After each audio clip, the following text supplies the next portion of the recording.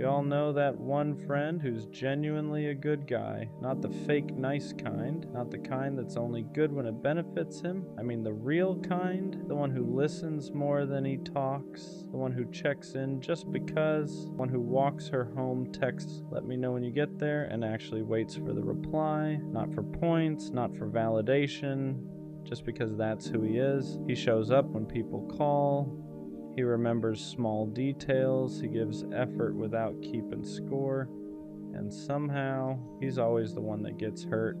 Girls say they want a good guy. They say they're tired of games, tired of being treated wrong. But when a good guy actually shows up, he gets pushed to the side, kept around just in case, treated like an option instead of a choice. He gets left on red, gets mixed signals, gets told, "You're amazing, just not right now." And then one day, he watches her choose someone who won't even do half of what he did. And the worst part? He doesn't complain about it, he jokes it off, acts like it doesn't bother him, plays it cool. But if you're paying attention, you see the change. He laughs less, questions himself more, starts wondering if being genuine is the problem. If caring too much makes him weak, if being a good guy even matters anymore, so he hardens a little, pulls back, stops giving as freely, not because he wants to be cold but because the world keeps teaching him that softness gets punished. It reminds me of Tanjiro from Demon Slayer. Gentle, compassionate, kind even to people who don't deserve it. People mistake that kindness for weakness until they realize how much strength it actually takes to stay good in a cruel world. That's the truth people forget. Real strength isn't loud. It doesn't dominate. It doesn't need to prove itself. Real strength is staying kind when life gives you every reason not to be. So if you know a guy like that, be there for him. Remind him that his heart isn't a flaw, that being good isn't something he needs to outgrow, because one day someone is going to see him, really see him, and they won't make him pay for the damage done by people who couldn't handle his heart. And when that happens, being a good guy will finally feel worth it. What people don't realize is how early the good guy starts changing himself without even noticing. At first it's small, he replies a little slower, he stops double texting, he thinks twice before doing something thoughtful because he's scared it'll be taken the wrong way, not appreciated, or worse, ignored. He starts asking himself questions he never used to ask. Am I doing too much? Should I care less? Why do I always end up like this? And that's dangerous, because now he's learning to dull the very traits that made him special. The world doesn't break good guys all at once. It chips away at him slowly. Every time his effort isn't matched, every time his loyalty is taken for granted, every time he's told he's perfect, but still not chosen. Eventually he starts building walls, not because he wants to play games, but because he's tired of being the only one who loses when he plays fair. He watches people who treat others poorly get rewarded with attention, love, and chances, and he wonders what he's doing wrong for choosing empathy instead of ego. But here's what nobody tells him. Being a good guy isn't about what you receive immediately, it's about who you become long-term. Patience he has, the emotional awareness, the ability to love deeply without needing control. Those qualities don't disappear just because they've been overlooked. They mature, and when the right person finally comes along, those same traits won't feel like a burden. They'll feel like safety, like home, like something rare in a world full of half-effort and emotional detachment. The good guy doesn't lose. He just waits longer for the right win. There's also something else the good guy carries that no one talks about. Guilt. Guilt for feeling angry when he's treated unfairly. Guilt for wanting to pull away. Guilt for even questioning whether being kind is worth it anymore. Because deep down, he doesn't want to become someone he wouldn't recognize. So instead of expressing that frustration, he swallows it. He tells himself to be patient, to be understanding, to give people the benefit of the doubt, even when they've shown him who they are multiple times. And that self-control, that restraint, it takes more strength than most people will ever realize, but it comes at a cost. He starts to feel invisible, like his effort only matters when it's convenient for someone else, like his loyalty is expected, not appreciated, and the scariest part isn't that people take advantage of him, it's that he starts expecting it. That's when the good guy begins to question his worth, not in a dramatic way, quietly, internally. He wonders if he needs to be colder to be respected, louder to be noticed, less caring to be chosen. And even though he doesn't like those thoughts, they creep in anyway. But here's the truth he needs to hear. The world doesn't need more detached people pretending they don't care. It needs more people who choose kindness, even when it's inconvenient. More people who know how to love without manipulation. More people who stay solid when everything around them feels fake. The good guy isn't weak for feeling deeply. He's strong for not letting pain turn him into something he's not. And one day that integrity will matter more than all the times he was overlooked. At some point, the good guy has to learn a hard lesson. Being kind doesn't mean being available to everyone. Being loyal doesn't mean tolerating disrespect. And having a good heart doesn't mean you owe it to people who keep proving they don't know how to handle it. This is usually the stage where he starts choosing himself. Not in a selfish way, not in a bitter way, but in a quiet, self-respecting way. He stops chasing people who only reach out when it's convenient. He stops over-explaining his intentions. He stops proving that he's different. Because the truth is, the right people don't need convincing. The good guy learns that boundaries aren't walls, they're filters. They don't block love, they block misuse. And once he understands that, everything changes. He becomes more selective with his energy, more intentional with who gets access to him. He still cares deeply, but now it's earned. This is where his strength really shows. He doesn't become cruel, he doesn't become cold, he just becomes aware. He learns that love shouldn't feel like constantly waiting your turn, that effort shouldn't feel one-sided, that if someone truly values you, they won't make you question where you stand. And when he finally meets someone who matches his energy, who sees his kindness as safety instead of weakness, it clicks. All the waiting, all the hurt, all the doubt, it suddenly makes sense. Because the good guy wasn't wrong for being good. He was just giving his heart to the wrong people. There's a moment where the good guy finally realized something important. He was never meant to be understood by everyone. His way of loving was never designed for people who thrive on attention, chaos, or option. It was meant for someone who values depth, consistency, and intention. And once that clicks, he stops feeling ashamed of who he is. He understands now that not everyone deserves access to his softness, that some people only know how to take, not receive. And that doesn't make him naive, it makes him discerning. He doesn't need to change his heart, he just needs to protect it better. The good guy learns how to walk away without guilt, not because he stopped caring, but because he started caring about himself too. He learns that choosing peace over potential isn't given up, it's growth. That silence is sometimes the loudest form of self-respect, and slowly something shifts. He speaks clearer, stops apologizing for having standards. He no longer wonders if being a good guy is worth it. He knows it is, because even if the world tried to harden him, it didn't succeed. He stayed true, and that integrity, that's something no one can take from him. One day, someone will meet him where he is. They won't question his intention. They won't test his loyalty. They won't confuse kindness for weakness. They'll recognize it immediately, and they'll protect it the same way he does. Until then, the good guy keeps moving forward, not bitter, not broken, just wiser. And when that day comes, it won't feel dramatic. It won't feel like a movie moment where everything suddenly makes sense all at once. It'll feel calm, familiar, almost quiet, because the right person won't make the good guy question himself. They won't make him wonder if he's doing too much or not enough. They won't make him feel like he has to shrink his heart to be accepted.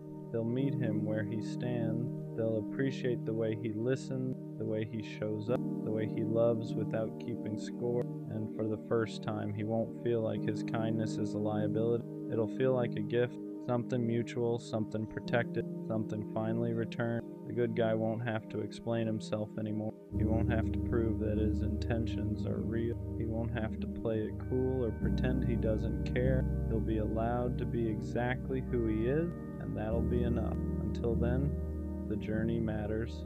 Every disappointment taught him boundaries. Every heartbreak taught him discernment. Every moment of doubt sharpened his sense of self. He didn't lose those years being overlooked. He was being prepared to recognize real love when it shows up, prepared to walk away from anything that feels half-hearted, prepared to protect his heart without hardening. So if you're that good guy reading this, don't change. Don't let the world convince you that you need to become colder to survive. Stay solid, stay honest, stay kind. Just be selective with who gets that version of you. Because the world doesn't need fewer good guys. It needs people brave enough to stay good even when it's easier not to. What people never see is how much discipline it takes for the good guy to stay the way he is. Every bad experience tempts him to harden up. Every time he's overlooked, replaced, or taken for granted, there's a voice in his head telling him to stop caring so much, to move differently, to love less, to become like everyone else. But he doesn't. Not because it's easy, but because he knows who he is.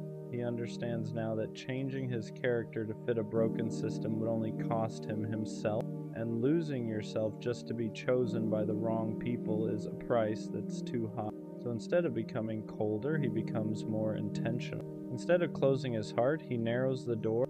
He learns that being good doesn't mean being accessible to everyone. It means being principled. It means having the strength to say no, to walk away, to choose solitude over disrespect. And that kind of self-control, that's rare. The good guy also learns to forgive, not to excuse what hurt him, but to free himself from carrying resentment. He doesn't want bitterness living rent-free in his heart. He wants peace, growth, clarity, and forgiveness is part of that process. And one day, when someone finally meets him with the same depth, the same consistency, the same effort, he'll recognize it immediately. Not because it feels intense, but because it feels familiar. Until then, he keeps building, keeps healing, keeps choosing integrity over impulse, because the good guy isn't waiting to be saved. He's becoming someone worth meeting. In the end, the good guy doesn't get a dramatic apology from everyone who hurt him. He doesn't get closure from every situation that left scars. And he doesn't get a moment where the world suddenly admits it was wrong for overlooking him. What he gets is something quiet and far more powerful. He gets peace. Peace in knowing he never had to become someone else to survive. Peace in knowing his heart stayed intact even after everything. Peace in knowing he loved honestly in a world that often rewards the opposite. He looks back and realizes that every time he was ignored, every time he was treated like an option, every time he was underestimated, it wasn't a reflection of his root. It was a reflection of who couldn't meet him where he stood. And that understanding changes everything, because now he doesn't crave validation. He doesn't chase attention. He doesn't beg to be chosen. He knows who he is. And when love finally finds him, the kind that's mutual, intentional, and steady, it won't feel like winning. It'll feel like alignment, like finally being understood without having to explain yourself, like being valued without having to prove. Until then, the good guy keeps walking forward, not bitter, not resentful, not hard, just grounded. And that's the kind of strength no one can take. There's a quiet kind of emptiness that doesn't feel dramatic. You're not falling apart. You're not in crisis. You just don't know why you're here. You wake up. You do what you're supposed to do. You get through the day. But underneath all of that, there's this question you don't know how to answer. What am I actually doing this for? You don't feel passionate. You don't feel called. You don't feel like anything is pulling you forward. And that scares you because everyone else seems so sure of where they're going. Having no purpose doesn't feel like sadness. It feels like drifting, like life is happening around you and you're just present for it, and no one really talks about that part. Not having a purpose doesn't mean you're failing, even though it feels like everyone else got some kind of direction you never received. Purpose isn't something people find all at once. It's not a switch that flips or a calling that suddenly appears. Most people are just moving it forward with something small and calling it certainty. So when you don't feel that pull, you assume something is wrong with you. But a lack of purpose often comes from pressure to have a passion, pressure to be exceptional, pressure to turn your life into something meaningful as soon as possible. And when nothing fits, you feel empty, not because you lack value, but because you're tired of forcing meaning where it doesn't exist yet. You're not behind, you're just in a season where life hasn't revealed what it wants from you. And that's more common than anyone admits. Purpose usually doesn't appear because you thought hard enough about it. It grows out of living, out of trying things without certainty, out of getting bored, out of noticing what quietly holds your attention when no one is watching. So when you feel like you're drifting, it doesn't mean you're lost. It means you're between definitions, between who you were and who you haven't met yet. Drifting feels uncomfortable because it lacks labels. You can't explain it easily, you can't point to progress, but drifting is still movement. It's the space where you learn what doesn't fit, what doesn't excite you, what you don't want to carry forever. And that information matters. You're not failing at purpose, you're collecting data, even if it doesn't feel productive yet. It's okay if your life doesn't feel meaningful yet. Meaning isn't something you wake up with one day fully formed. Most of the time it shows up quietly, in moments you don't think are important, in things you do without an audience, in small choices that don't feel like destiny. The problem is we're taught to look for purpose as something big, a passion, a mission, a reason that explains everything. So when life feels ordinary or unclear or slow, you assume you're missing it. But meaning isn't always loud. Sometimes it's just learning how to care about something again. How to show up for one thing, one day at a time, without needing it to define your whole life. Not having purpose right now doesn't mean you never will. It just means you're still listening. Not knowing your purpose can actually protect you, because when you feel pressured to decide too early, you end up choosing something just to stop the discomfort. A path that looks good, a goal that sounds impressive, a version of purpose that belongs more to expectations than to you. And then you spend years trying to convince yourself it fits. Being unsure right now means you haven't locked yourself into the wrong story yet. It means you're giving yourself time to notice what feels honest, not just acceptable. Purpose that's chosen out of fear usually feels heavy. Purpose that grows naturally feels lighter even when it's hard. So if you're in the in-between, don't rush to label it. This pause isn't wasted time, it's you refusing to commit to a life that doesn't feel like yours. Purpose rarely starts as clarity, it starts as curiosity, a small pull towards something you don't fully understand yet, a moment where time passes a little faster than usual, a thought you keep returning to without knowing why, but because it doesn't feel big, you dismiss it. You tell yourself it doesn't count, that it's not serious enough, that it won't lead anywhere. So you wait for certainty instead of following interest, and the waiting feels like emptiness, but purpose isn't found by deciding your whole life at once. It's found by paying attention to what makes you feel slightly more alive than before. You don't need a 5-year plan. You don't need a calling. You just need one small thing that feels honest enough to try. Purpose grows from movement, not answers. Comparing your life to other people's purpose is what makes the emptiness heavier. You see people who seem sure, driven, certain, and you assume they know something you don't. But what you're seeing is confidence, not certainty. Most people choose a direction and grow into it later. They don't start with clarity. So when you compare their path to your uncertainty, you're not being fair to yourself. You're measuring your beginning against someone else's middle. Purpose isn't a race. It's not something you fall behind on. It shows up at different times for different people because it's shaped by experience, not pressure. The more you stop watching where everyone else is going, the easier it becomes to notice what's quietly calling you, and that's where purpose actually starts to form. It's okay if your purpose isn't impressive.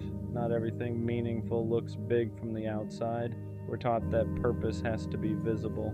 A career, a mission, something people can point to and admire. So when what matters to you feels small, you dismiss it.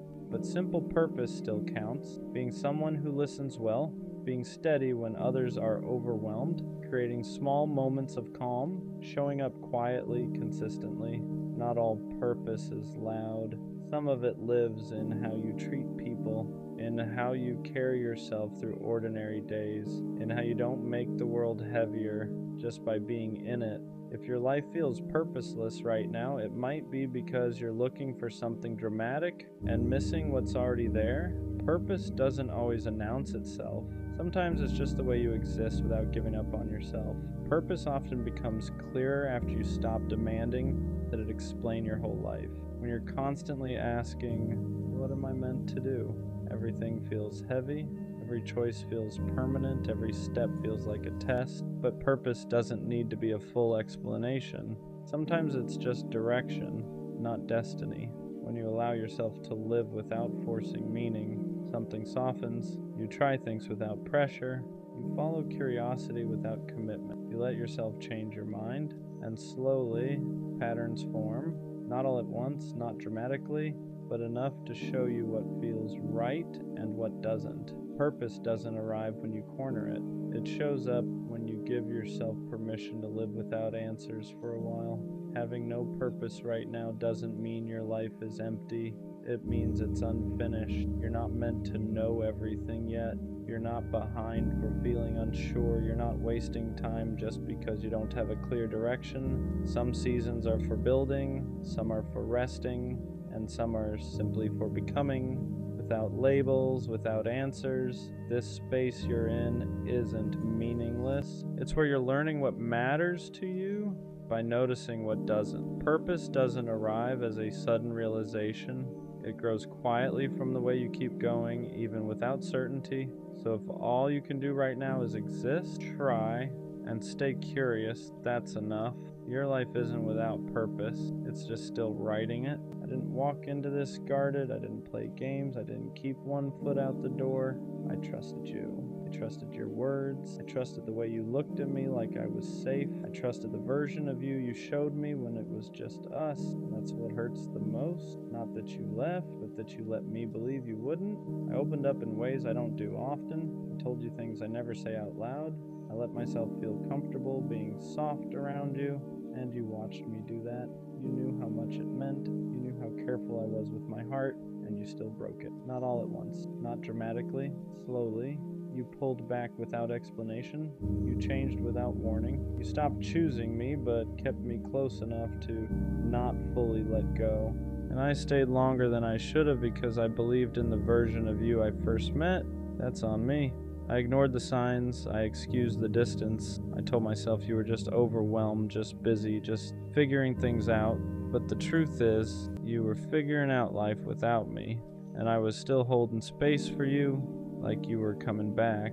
What really broke me wasn't losing you. It was realizing I trusted someone who didn't protect my heart the way I protected theirs. You didn't just hurt me, you changed how I trust. Now I question things I never used to. I hesitate where I used to be open. I hold back where I used to give freely, not because I'm bitter, but because I learned the hard way that not everyone deserves access to me. I don't regret loving you. I regret trusting you with something you weren't ready to hold.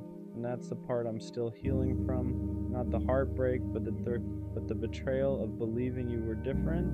What messed me up the most was how easy it was for you, how easily you switched up, how quickly I became optional, how natural it felt for you to move on like nothing happened. Meanwhile, I was still trying to understand when things changed. I kept replaying conversations, looking for the moment where I messed it up, where I said too much, where I trusted too fast, because that's what you do when someone breaks your heart quietly. You don't get closure, Yon, you get questions. And the hardest one is always the same. How could you do this after everything I trusted you with? You knew my past.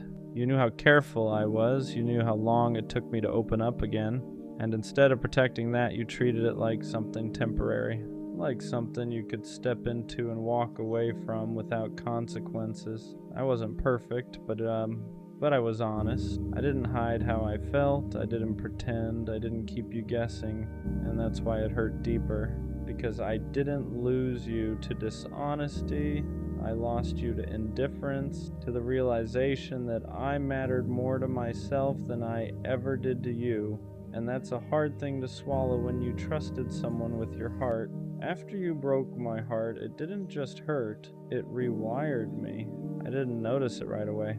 At first it was just silence, just heaviness, just missing you more than I wanted to admit. But then it showed up in how I loved. I stopped being as open, stopped saying things the moment I felt them, stopped assuming good intentions, not because I wanted to, but because trust didn't feel safe anymore.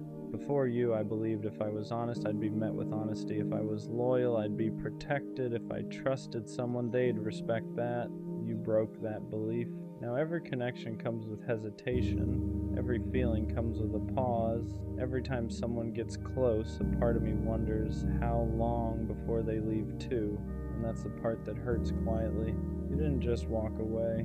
You made me doubt the version of myself that loved without fear. I catch myself holding back even when I don't want to. I catch myself preparing for loss before anything even begins, because trusting you taught me how much it costs when it goes wrong, and I hate that. I hate that your actions made softness feel like a liability, that honesty now feels risky, that love feels like something I have to guard instead of give.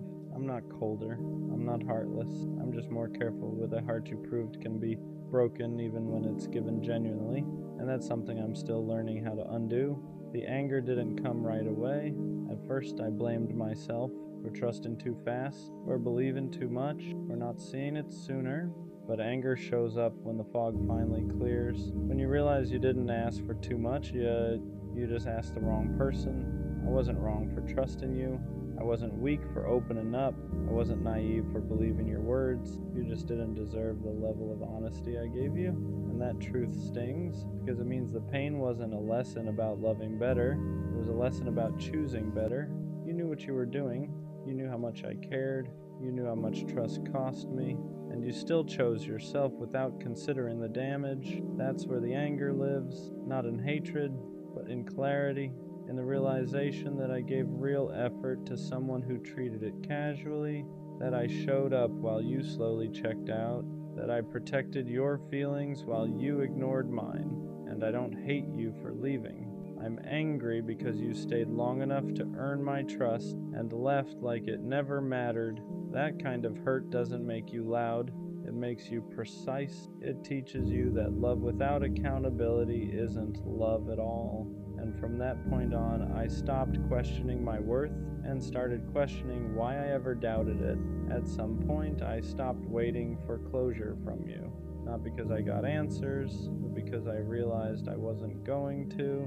You never explained yourself, never owned the hurt, never acknowledged what it cost me to trust you, and for a while that ate at me. I wanted you to see it, to understand what you broke, to say something that made it make sense. But silence was the end, not the one I wanted, the one I needed, because it showed me that the kind of closure I was looking for was never coming from you. So I had to give it to myself. I had to accept that some people don't leave loudly.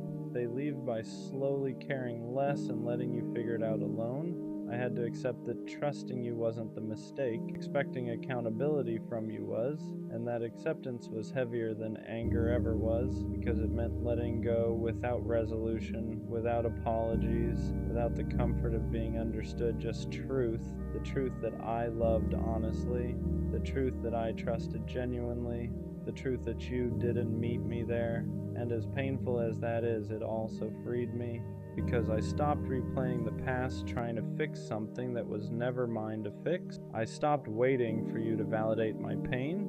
I didn't need your explanation to know I was hurt. I didn't need your apology to know I deserved better. Sometimes closure isn't a conversation. Sometimes it's the moment you stop giving someone access to a heart they already proved they wouldn't protect. After everything fell apart, the hardest thing wasn't trusting someone new. It was trusting myself again, trusting that my instincts weren't broken, trusting that my heart wasn't a liability, trusting that loving you didn't mean there was something wrong with me. Because when someone breaks your heart like that, you don't just lose them, you lose confidence in your judgment. You start second-guessing everything. Was I blind? Was I too much? Did I imagine the connection? And for a while I believed the problem had to be me. But slowly that started to change. I realized something important. I didn't ignore red flags. There weren't clear ones at the beginning. You showed up. You said the right things. You made me feel safe enough to trust. That wasn't stupidity. That was honesty. So instead of punishing myself for believing in you, I started respecting myself for how genuine I was. I stopped calling my openness a mistake, stopped treating my softness like a flaw, stopped blaming myself for someone else's inability to show up. Rebuilding trust meant accepting this truth. I didn't fail myself by trusting you.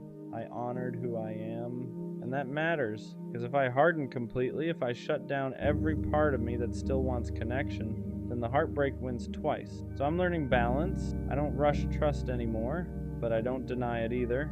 I don't hand my heart over blindly, but I don't lock it away. I listen to myself now, to discomfort, to patterns, to silence that says more than words ever did. Trust isn't gone, it's just more intentional. And this time, the first person I trust is me. Missing you doesn't mean I want you back. That took me a while to understand, because grief doesn't disappear just because you know someone wasn't right for you. Longing doesn't mean regret, and sadness doesn't cancel clarity. I miss the version of you I thought was real. I miss the safety I felt before things changed. I miss how easy it was before trust turned into doubt. But I don't miss the anxiety. I don't miss questioning where I stood. I don't miss feeling like I cared more. And that's the difference. If I wanted you back, I'd still be making excuses for you. I'd still be minimizing the hurt. I'd still be hoping you'd come back different. But I'm not. I just haven't rushed myself through the grief. Because when you trust someone deeply, losing them isn't just losing a person, it's losing a future you believed in. And that takes time to let go of. Some days I'm fine. Some days a memory hits out of nowhere. A song, a place, a random thought, and I let it pass. I don't fight it. I don't romanticize it. I don't pretend I'm over it faster than I am. Healing isn't about erasing what mattered. It's about accepting that something can matter and still not belong in your life anymore. So, yeah, I miss you sometimes, but missing you doesn't mean I forgot why I walked away. Heartbreak taught me patience in a way nothing else ever did. Not patience with people, patience with myself. I learned that healing isn't something you rush just to prove you're okay. It's not about jumping into something new to replace what you lost. It's not about pretending it didn't hurt, because it did, and pretending only buries it deeper. I stopped forcing myself to move on other people's timelines. Stopped letting anyone tell me I should be over it by now. You don't rush the healing of something you trusted. You let it take the time it takes. Some days I feel strong, other days I feel fragile for no reason, and instead of judging that, I let it exist, because every emotion I avoid just shows up later heavier. Patience taught me this. You don't heal by replacing someone, you heal by understanding why losing them hurt the way it did. I trusted you. That wasn't small, that wasn't casual, so yeah. It takes time to rebuild the parts of me that believed safety could be permanent, but I'd rather heal slowly and honestly than rush into numbness and call it strength. I'm not behind, I'm not weak, I'm not stuck. I'm just respecting the fact that real trust doesn't break quietly, and it doesn't heal quickly either, and that's okay. Forgiveness didn't come in the way people talk about it. I didn't wake up one day suddenly okay with what you did. I didn't excuse it. I didn't rewrite the story to make it hurt less. What I had to forgive was myself for trusting you, for believing your words, for opening my heart when I knew how badly it could go wrong. For a long time, I was harder on myself than I ever was on you. I kept thinking I should have known better. I should have seen it coming. I should have protected myself more. But that thinking only added another layer of pain, because loving honestly was never the mistake. I didn't betray myself by trusting you. I honored who I am. I showed up real. I was present. I was vulnerable in a world that tells people not to be. And yeah, that made the heartbreak deeper. But it also means nothing about my love was fake. Forgiving myself meant accepting this. I didn't lose because I trusted. I lost because someone couldn't meet me at the level I was willing to give. And that's not something I need to punish myself for. So I stopped replaying the past, looking for a version of me that could have avoided the hurt. There wasn't one. Sometimes pain isn't a warning you missed. Sometimes it's just the cost of being genuine with the wrong person. And once I understood that, the shame started to loosen its grip. I could carry the memory without carrying the blame. Trusting you taught me something I never wanted to learn this way. That love can be real and still not last. That intentions can be genuine and still fall apart. That opening your heart doesn't guarantee someone will protect it, but it also taught me something else, something important. I learned that the way I love isn't the problem. I didn't lose myself by trusting you. I didn't fail because I believed in us. I didn't weaken myself by being honest. I showed up as who I am, and that matters. You broke my heart, but you didn't break my ability to love. You shook my trust, but you didn't erase my values. You hurt me, but you didn't define me. What you really did was show me the difference between someone who feels safe and someone who actually is, between words and consistency, between effort and presence, between connection and commitment. I won't forget you, not because I want you back, but because you were a chapter that taught me how deeply I can feel. And next time, I won't give that depth to someone who treats it casually. I'll trust again, just not blindly. I'll love again, just not at the cost of myself. You didn't ruin love for me. You clarified it. And even though the heartbreak hurt, I walk away knowing this. I was real. I was honest. I was brave enough to trust. And one day someone will meet that trust care it deserves. Until then, I carry the lesson, not the wound. That's where this ends. Lust will ruin your life if you don't learn how to recognize it for what it really is. Not temptation, not desire, not even attraction. Lust is a signal. It's like a check engine light flashing on your dashboard, warning you that something deeper is wrong under the surface. And most people don't want to hear that. They'd rather numb it, feed it, distract themselves with it, instead of asking why it showed up in the first place. Because here's the truth. When lust starts controlling your thoughts, your habits, your attention, it usually means you're lacking something real in your life. Not sex, not validation, intimacy. And intimacy doesn't always mean romance. That's where a lot of people get it twisted. Intimacy can be connection. It can be purpose. It can be faith. It can be feeling seen by people who actually care about you. It can be having someone you can talk to honestly without pretending you're okay. When those things are missing, lust steps in as a cheap replacement. Gives you a temporary hit, a moment of feeling wanted, a moment of escape, but once that moment passes, you're left emptier than before. That's why lust never satisfies. It promises relief, but delivers restlessness. You indulge, and instead of feeling fulfilled, you feel more hollow, more disconnected, more frustrated with yourself. And then the cycle repeats. Because you're not fixing the problem, you're feeding the symptom. The craving itself isn't the enemy. The lack of awareness is. Lust shows up when you're avoiding something, when you're lonely, when you're stressed, when you're disconnected from yourself. It's your mind trying to fill a void without doing the work to understand why that void exists in the first place. And the more you indulge it without reflection, the more it delays your healing. You tell yourself it's harmless, that it's normal, that everyone does it. But deep down, you know when something isn't sitting right with your spirit. You know when it's no longer about desire and more about escape. This isn't about shame, it's about honesty. Lust is an indicator, a warning sign. A moment where you need to pause and ask yourself, what am I really craving right now? Connection? Comfort? Meaning? Peace? Because until you figure that out, lust will keep pulling you further away from yourself instead of closer to who you're meant to be. Most people don't want to admit this part, but lust usually shows up when you're feeling empty, not when you're fulfilled, when your life feels aligned, when you're grounded, when you have purpose and connection. Lust doesn't scream as loud. It might knock, but it doesn't take over. It only takes control when there's space inside you that hasn't been filled with anything meaningful. That's why lust hits hardest late at night, when you're alone, when the noise dies down, and there's nothing left to distract you from your thoughts. That's when your mind starts looking for something, anything, to feel good for a moment, and lust offers that shortcut. No effort, no vulnerability, no risk of rejection, just instant stimulation. But shortcuts always come with a cost. The more you use lust as an escape, the harder it becomes to sit with yourself. You start avoiding silence, avoiding stillness, avoiding the questions you don't want to answer. You tell yourself you're just satisfying a desire, but really you're training your brain to seek relief instead of growth, comfort instead of clarity. And over time, that changes you. It dulls your motivation. It weakens your discipline. It distorts how you view people, turning them into objects instead of humans. It lowers your tolerance for real connection because real intimacy requires patience, presence, and effort. Things lust never asks of you. This is why people who live in lust often feel stuck, not because they're bad or weak, but because they're constantly numbing the very discomfort that could push them to grow.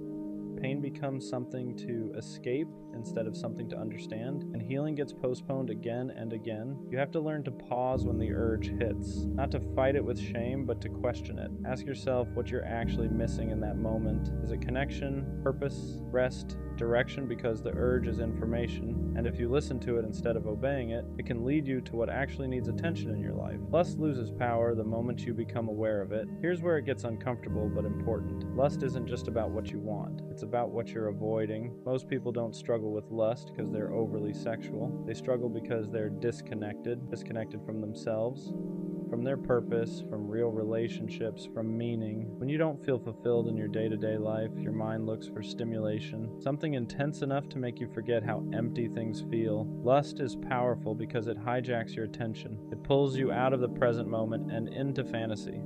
And fantasy is easier than reality. Fantasy doesn't ask you to change.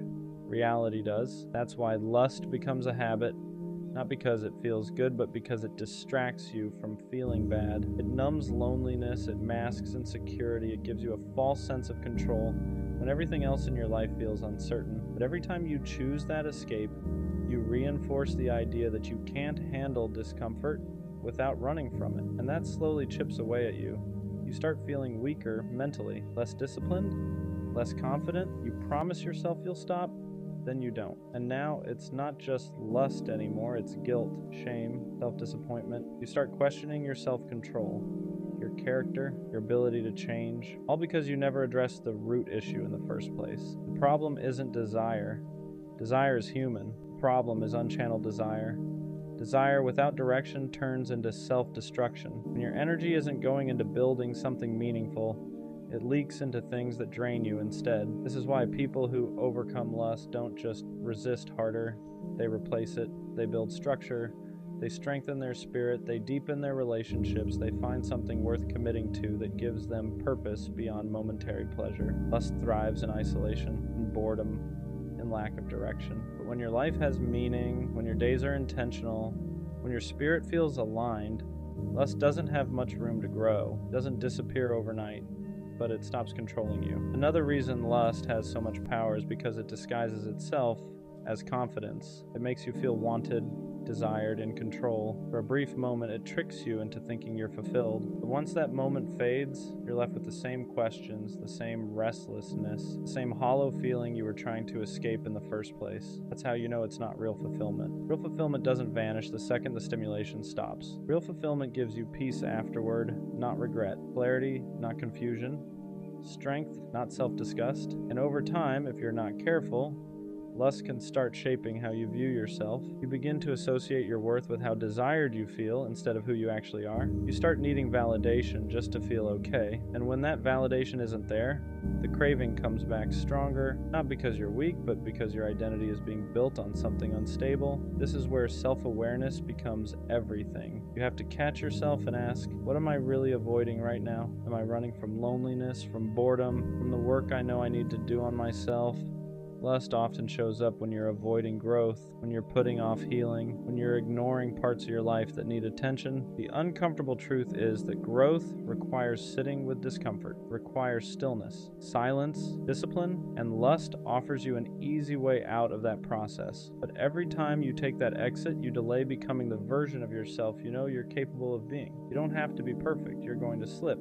You're going to struggle. That's part of being human. What matters is whether you're conscious of the pattern or blindly repeating it. Awareness alone starts breaking the cycle, because the goal isn't to eliminate desire. Desire is natural. The goal is to stop letting desire control you, to stop letting it dictate your habits, your focus, and your future. When you do that, you don't lose pleasure, you gain freedom. Here's where things start to shift if you're willing to be honest with yourself. Lust isn't just about what you want.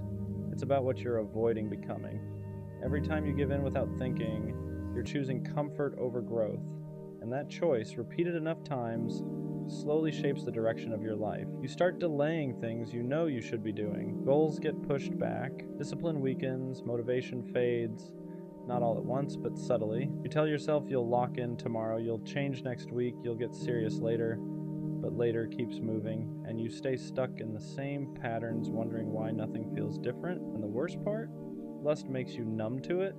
It gives you just enough relief to tolerate a life you know you're not fully proud of. It lowers the urgency to change, because why face the discomfort of growth when you can distract yourself instead? This is why so many people feel lost, not because they lack potential, but because they keep trading long-term fulfillment for short-term relief. And relief is never the same as peace. Relief fades, peace stays. When you start addressing the real voids in your life, lust starts losing its grip naturally. When you build structure into your days, when you commit to something bigger than yourself, when you start respecting your time, your body, your mind, when you develop a relationship with God, purpose, or discipline, whatever grounds you, lust doesn't hit as hard, because now you have something to protect. You realize your energy is valuable, your attention is valuable, and not everything deserves access to you. You stop feeding impulses that don't align with the future you're trying to build, not out of fear, but out of respect for yourself. That's when lust stops feeling like a battle, it starts feeling like a signal. A reminder to check in with yourself, to ask, am I aligned right now? Or am I avoiding something I need to face? And every time you choose alignment over impulse, you get a little stronger,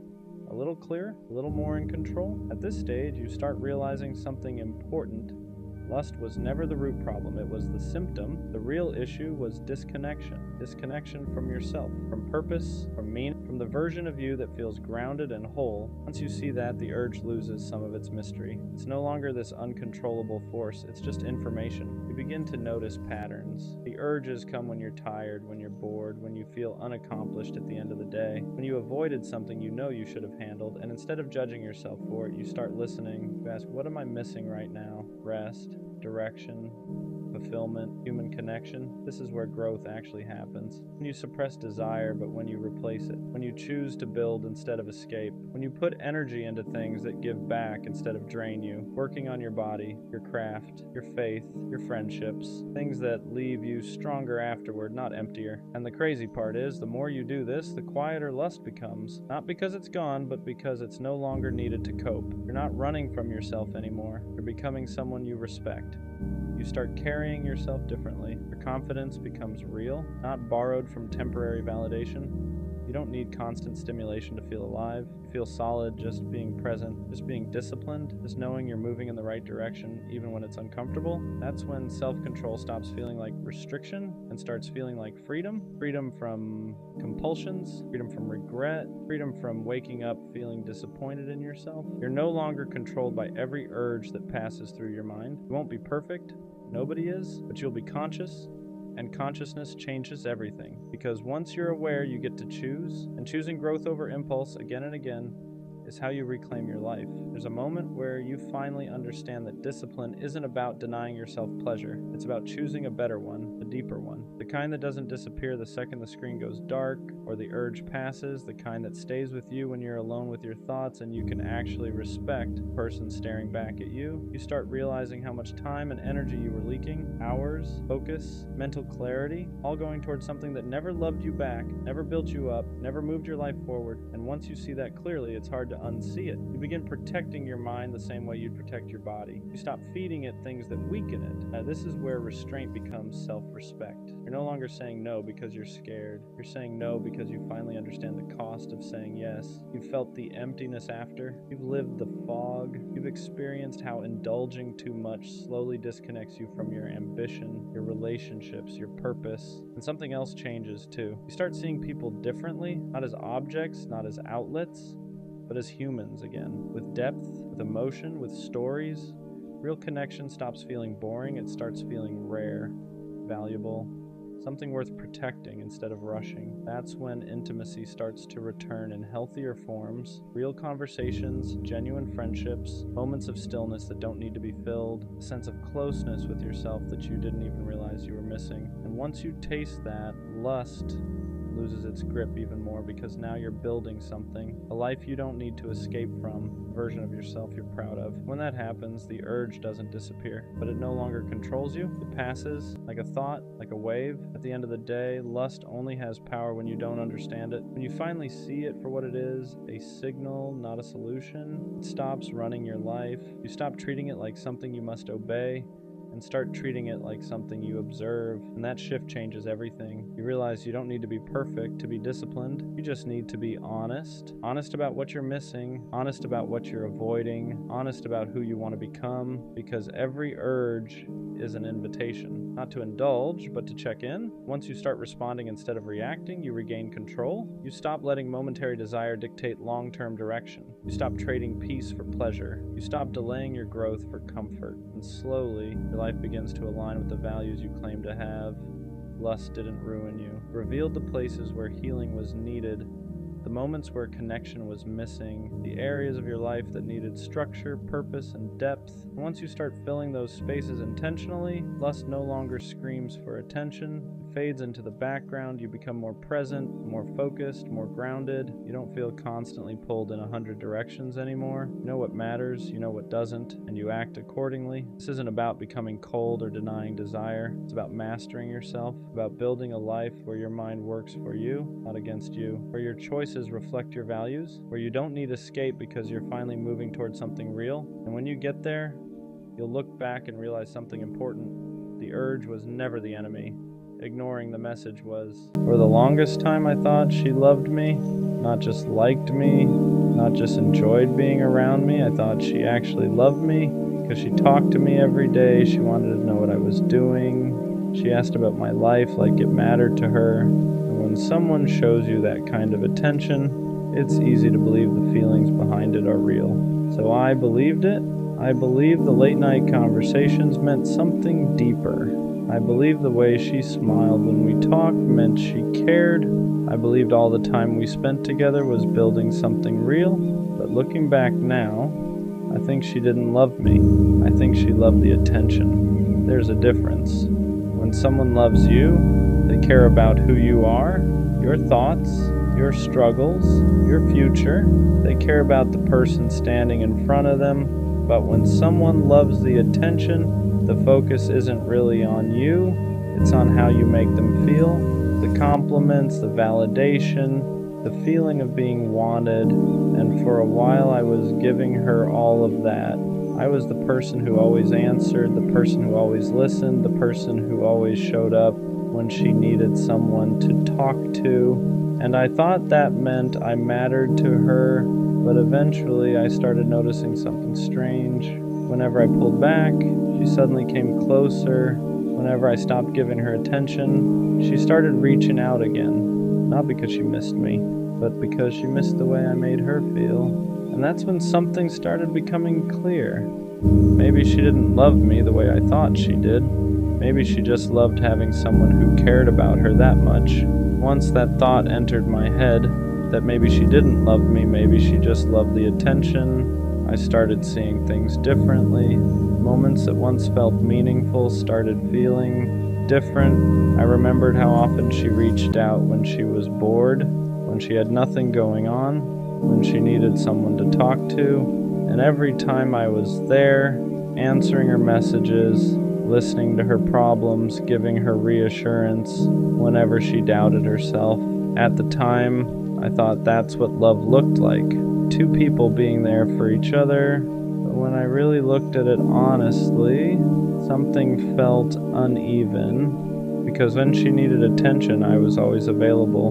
But when I needed support, it didn't always feel the same. Sometimes she would disappear. Sometimes the conversation would suddenly end.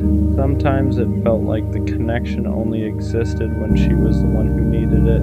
And that's when the difficult question started forming in my mind. Was she actually interested in me?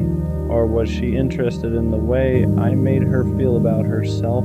Because attention can be addictive. When someone constantly reminds you that you're special, that you're wanted, that someone cares deeply about you, it feels good, really good. And some people don't fall in love with the person giving them that feeling. They fall in love with the feeling itself, the validation, the reassurance, the comfort of knowing someone is always there. And I think that's what I was to her. Not a partner, not someone she truly wanted to build something with, but someone who gave her a constant source of emotional attention. And the moment I started seeing that pattern, everything began to make more sense. The more I thought about it, the more patterns started standing out.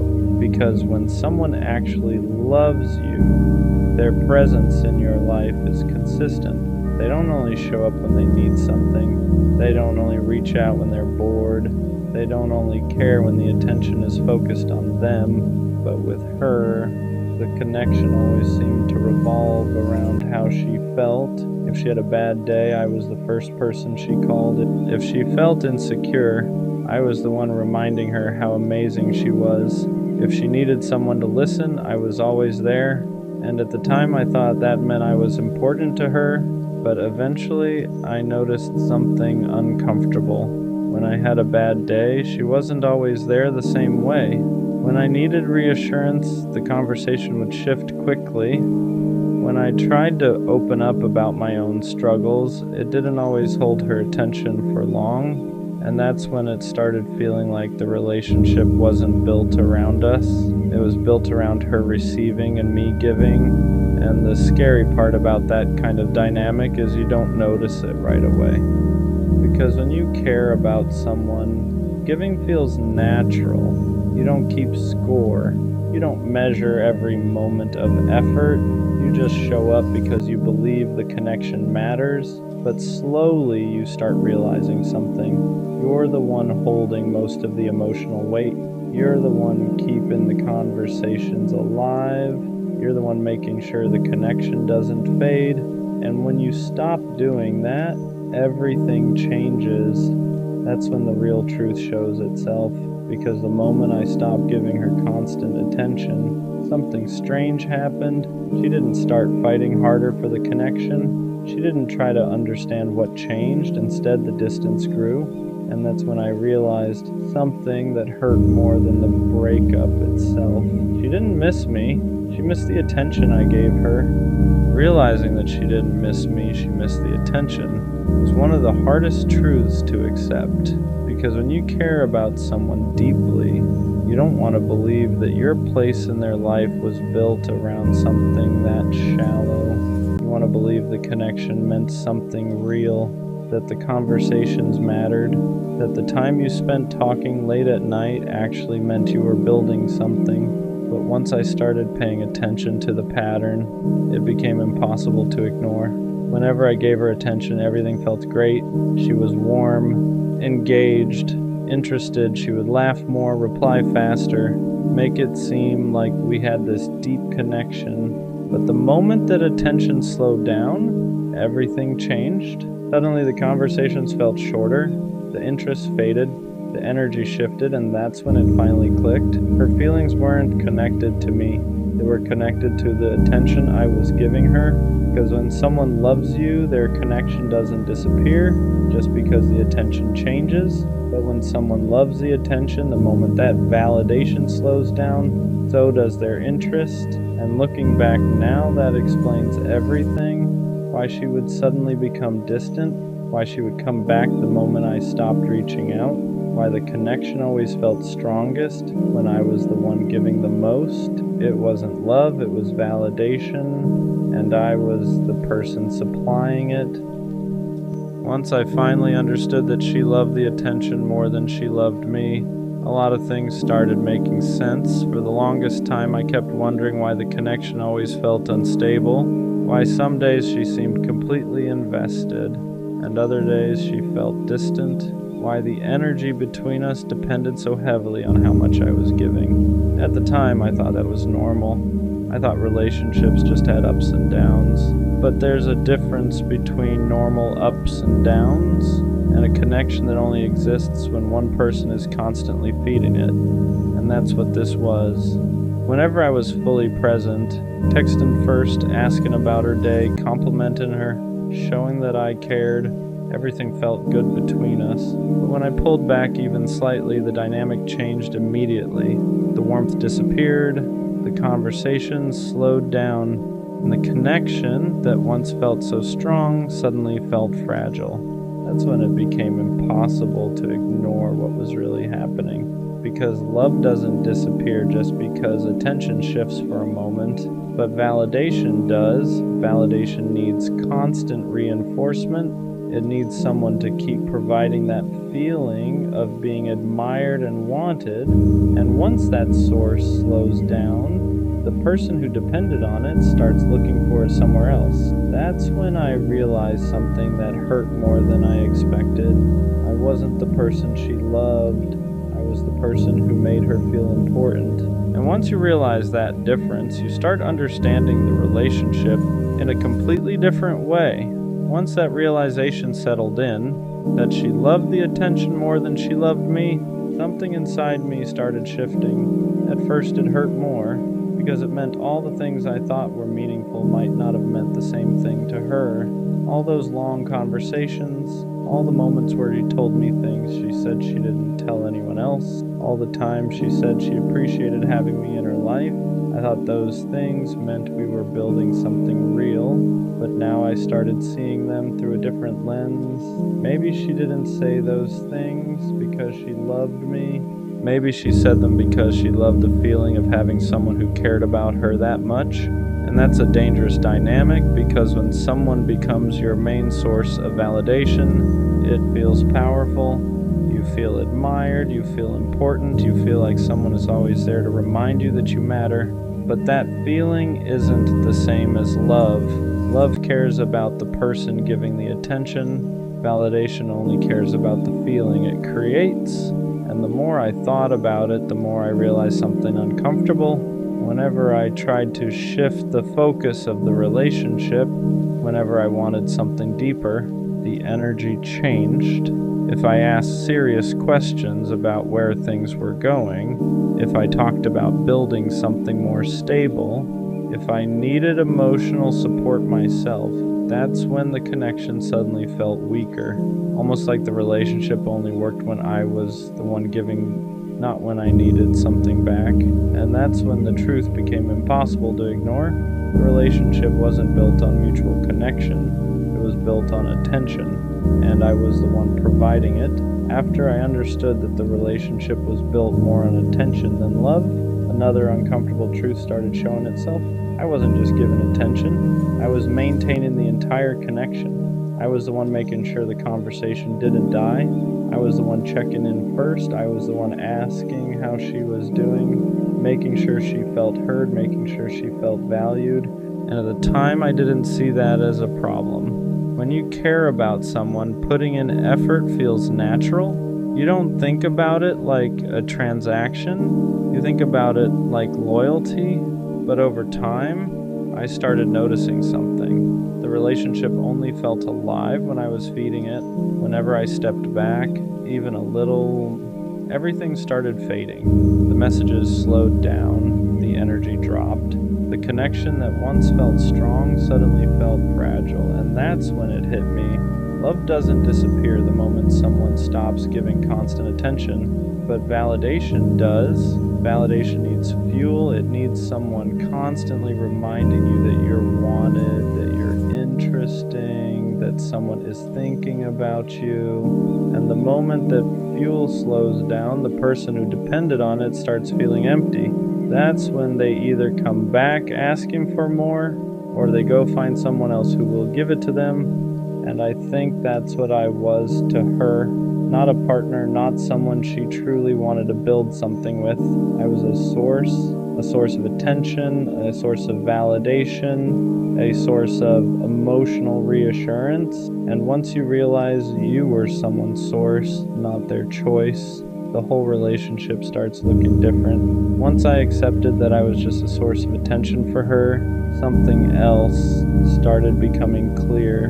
The connection only existed when it benefited her emotionally. Whenever she needed reassurance, I was important. Whenever she felt lonely, I mattered. Whenever she needed someone to remind her that she was attractive, interesting, or worth talking to, suddenly I was the person she wanted to talk to again.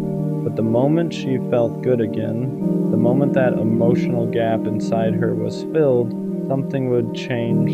The urgency would disappear. The replies would slow down, the energy would fade, and I would sit there wondering what I did wrong. For a long time, I blamed myself for those shifts. I thought maybe I said something wrong. Maybe I wasn't interesting enough. Maybe I didn't keep the excitement alive. But once you understand the difference between love and attention, everything makes more sense. Love stays even when the excitement fades.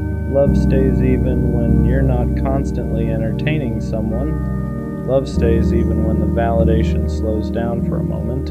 But attention doesn't work like that. Attention is temporary. It's something people chase when they need to feel good about themselves. And once they get that feeling again, they don't always need the person who gave it to them anymore. Looking back, that explains why the connection always felt inconsistent. It explains why some days she felt deeply invested in us all, and other days it felt like she barely noticed I existed, because I wasn't the person she loved. I was the person she turned to whenever she needed to feel important. And once I saw that clearly, the whole relationship started making sense in a way it never had before. For a while, realizing that hurt more than anything else, because nobody wants to believe they were just someone's source of attention. You want to believe the connection meant something deeper. You want to believe the time you invested mattered in the same way for both of you. But eventually something changed in the way I saw it. I stopped feeling embarrassed about how much I cared, because caring deeply isn't the problem. The problem is giving that level of attention to someone who only values the feeling it gives them. And that's a big difference. There's nothing wrong with being loyal. There's nothing wrong with showing up for someone you care about. The mistake is believing that everyone who accepts your attention values it the same way you do. Some people appreciate attention, other people depend on it, and the people who depend on it will keep you close as long as you keep feeding that feeling inside them. But the moment the attention stops, the connection disappears, not because they suddenly stop liking you, but because the feeling they were chasing isn't coming from you anymore. And once you understand that, something inside you changes. You stop chasing people who only show up when they need something. You stop investing in connections that only exist when you're the one giving, because you realize something important. You deserve someone who values you, not just the attention you give them. Looking back now, I don't think she loved me, but I also don't think she was pretending the whole time. I think she genuinely liked how I made her feel. She liked the attention. She liked the reassurance. She liked having someone who consistently reminded her that she mattered. And for a while, that was enough to keep the connection alive. But attention alone can't build something real. Because the moment that attention stops, there's nothing holding the relationship together. And that's exactly what happened. Once I stopped constantly feeding the connection, it disappeared. At first, that felt like rejection. But now I see it differently. It wasn't rejection, it was clarity, because it showed me the difference between someone who loves you and someone who only loves the feeling you give them. And once you see that difference clearly, you stop blaming yourself for the way things ended. You realize you weren't losing someone who truly valued you. You were losing someone who valued what you provided. And that's not the kind of connection worth holding on to. one day I'll meet someone who doesn't just enjoy the attention I give them, someone who actually cares about the person giving it, someone who chooses me even when the excitement fades, someone who values the connection, not just the validation. And when that happens, I won't feel like I'm constantly proving my worth, because the right person doesn't stay for the attention, they stay for you. The worst kind of pain isn't being misunderstood, it's being seen and still getting left behind, because opening up isn't casual. You don't hand your real self to just anyone, you let them in on the stuff you normally keep locked up, the thoughts you argue with at 2 a.m., the fears you laugh off so nobody worries, the way you care so hard it almost feels embarrassing, and for a minute, it feels like you finally found someone safe. They read your silence correctly, they hear what you don't say, they look at you like they're not guessing, like they actually know, and that's the part that makes you soften. Then one day, they're gone, no fight, no goodbye that matches how close it felt, no ending that makes sense, just nothing, and that nothing is loud. It sits where the connection used to be. It makes you replay everything like a crime scene.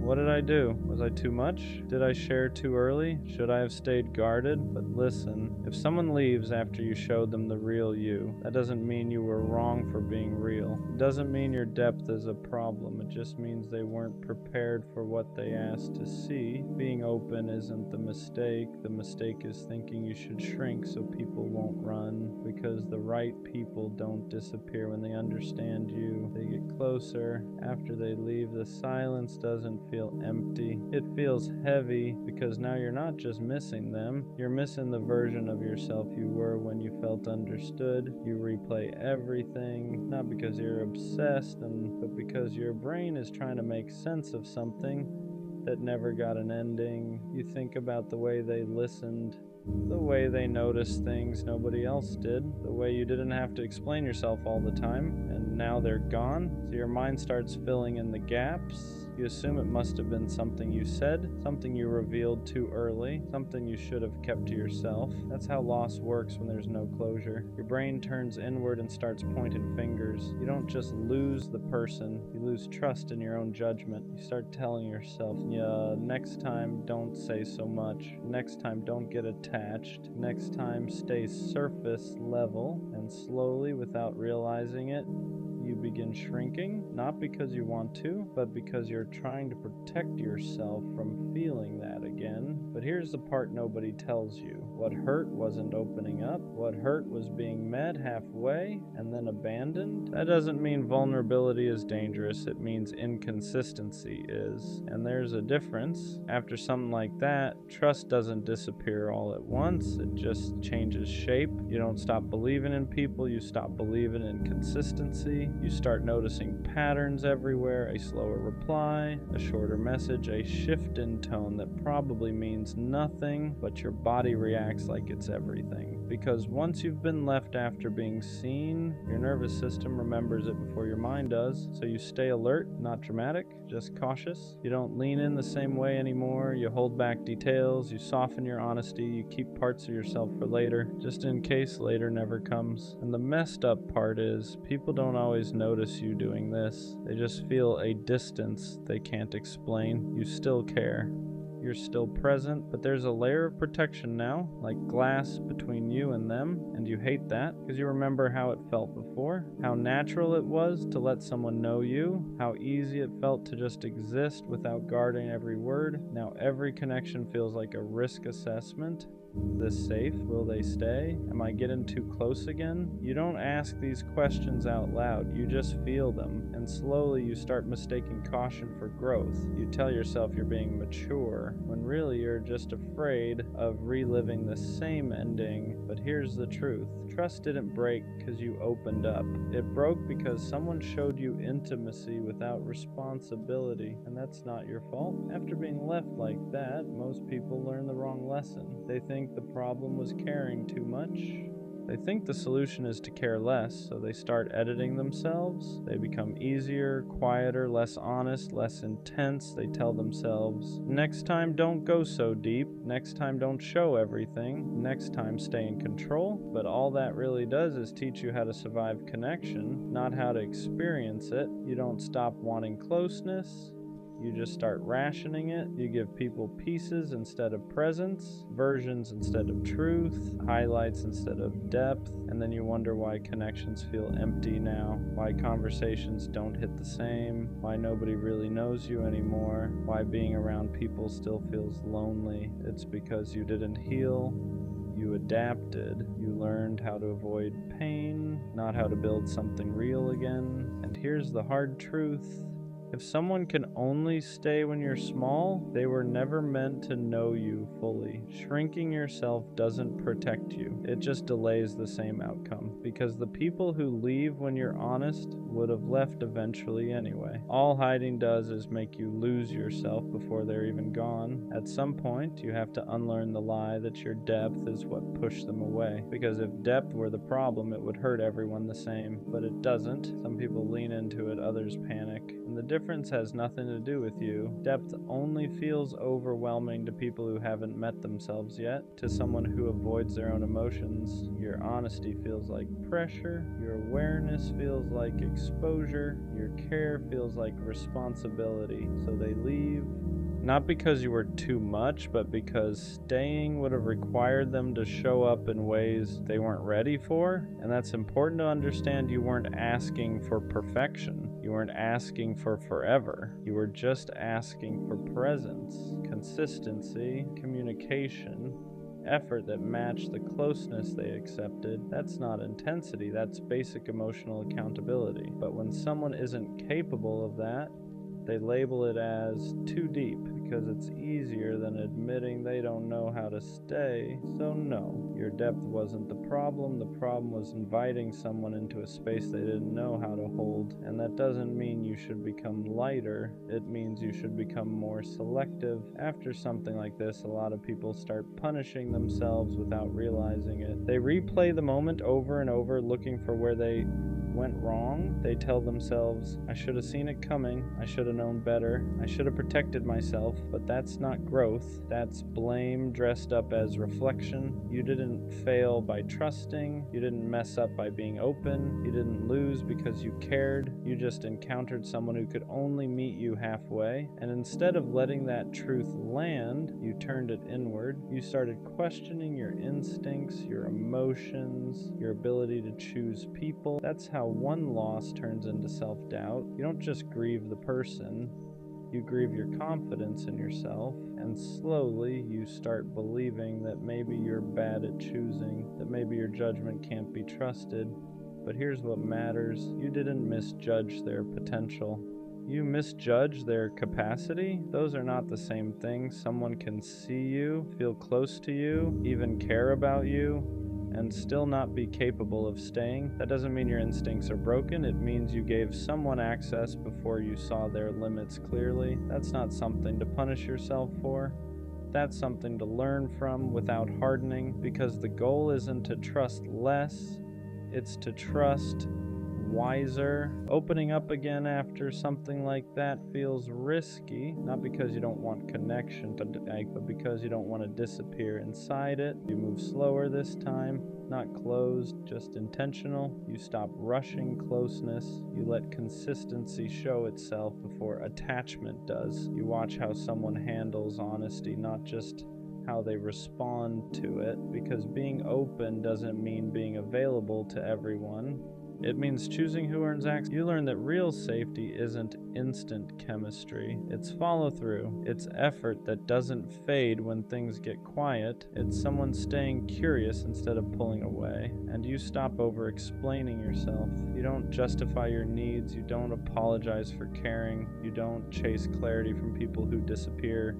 Instead of communicate, that's not walls, that's boundaries. You realize you don't need to prove your depth anymore. The right people recognize it without being overwhelmed. And for the first time, opening up doesn't feel like self-abandonment. It feels like alignment. You're still honest, still real, still deep, just no longer handing your heart to people who haven't shown they can hold it. At the end of all this, you start to understand something important. The people who stay don't make you feel confused. They don't disappear when things get real. They don't make you guess where you stand. They don't make you question whether being yourself was a mistake. They stay because they see you, not in spite of it. They don't flinch at your depth. They don't rush you to be easier. They don't treat your honesty like a burden. They meet you with steadiness, not perfection. Not constant intensity, just consistency, and that's how you know. Because real connection doesn't feel like walking on glass. It doesn't make you anxious after silence. It doesn't leave you replaying everything you said. It feels calm, grounded, safe in a way that doesn't need explaining. You stop wondering if you're too much. You stop preparing yourself for disappearance. You stop shrinking to be kept. And you realize something quietly powerful. The people who left weren't proof that you were hard to love. They were proof that you were inviting people into a depth they hadn't earned yet. And that's not something to regret, because being seen was never a mistake. Being honest was never a flaw. Caring deeply was never the wrong move. The right people won't vanish once they understand you. They'll stay because of it. The worst kind of pain isn't being misunderstood. It's being seen and still getting left behind. Because opening up isn't casual. You don't hand your real self to just anyone. You let them in on the stuff you normally keep locked up, the thoughts you argue with at 2 a.m., the fears you laugh off so nobody worries, the way you care so hard it almost feels embarrassing, and for a minute it feels like you finally found someone safe. They read your silence correctly. They hear what you don't say. They look at you like they're not guessing, like they actually know. And that's the part that makes you soften. Then one day, they're gone. No fight, no goodbye that matches how close it felt. No ending that makes sense, just nothing. And that nothing is loud. It sits where the connection used to be. It makes you replay everything like a crime scene. What did I do? Was I too much? Did I share too early? Should I have stayed guarded? But listen, if someone leaves after you showed them the real you, that doesn't mean you were wrong for being real. It doesn't mean your depth is a problem. It just means they weren't prepared for what they asked to see. Being open isn't the mistake. The mistake is thinking you should shrink so people won't run, because the right people don't disappear when they understand you. They get closer. After they leave, the silence doesn't feel empty. It feels heavy, because now you're not just missing them, you're missing the version of yourself you were when you felt understood. You replay everything, not because you're obsessed, but because your brain is trying to make sense of something that never got an ending. You think about the way they listened, the way they noticed things nobody else did, the way you didn't have to explain yourself all the time, and now they're gone. So your mind starts filling in the gaps. You assume it must have been something you said, something you revealed too early, something you should have kept to yourself. That's how loss works when there's no closure. Your brain turns inward and starts pointing fingers. You don't just lose the person, you lose trust in your own judgment. You start telling yourself, next time, don't say so much. Next time, don't get attached. Next time, stay surface level. And slowly, without realizing it, you begin shrinking. Not because you want to, but because you're trying to protect yourself from feeling that again. But here's the part nobody tells you. What hurt wasn't opening up. What hurt was being met halfway and then abandoned. That doesn't mean vulnerability is dangerous. It means inconsistency is. And there's a difference. After something like that, trust doesn't disappear all at once. It just changes shape. You don't stop believing in people. You stop believing in consistency. You start noticing patterns everywhere. A slower reply, a shorter message, a shift in tone that probably means nothing, but your body reacts like it's everything, because once you've been left after being seen, your nervous system remembers it before your mind does. So you stay alert, not dramatic, just cautious.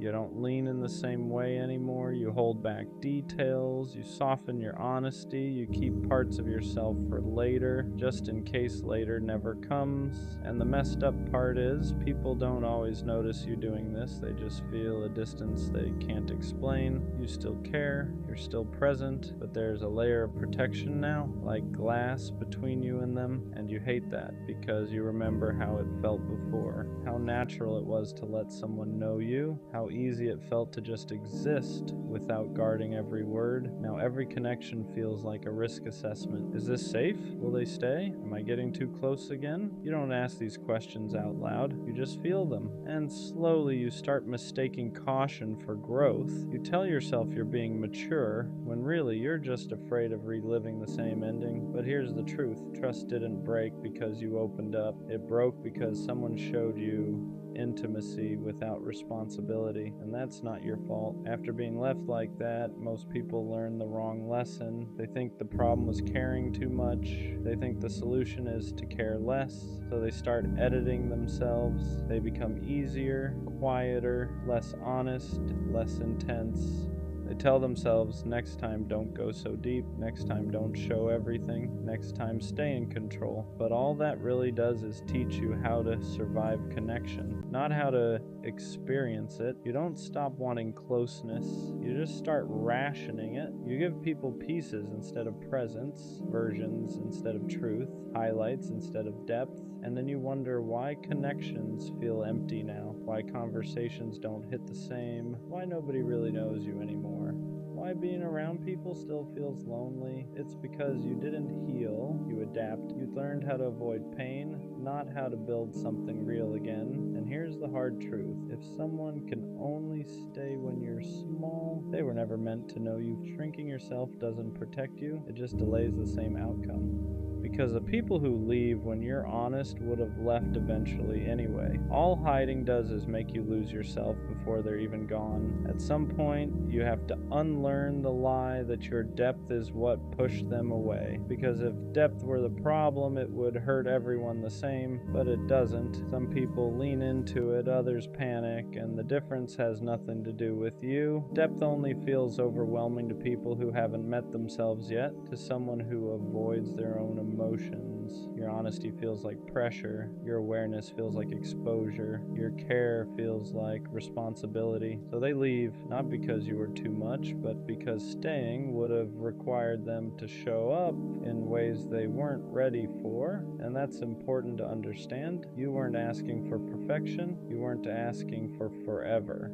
You were just asking for presence, consistency, communication, effort that matched the closeness they accepted. That's not intensity. That's basic emotional accountability. But when someone isn't capable of that, they label it as too deep because it's easier than admitting they don't know how to stay. So no, your depth wasn't the problem. The problem was inviting someone into a space they didn't know how to hold.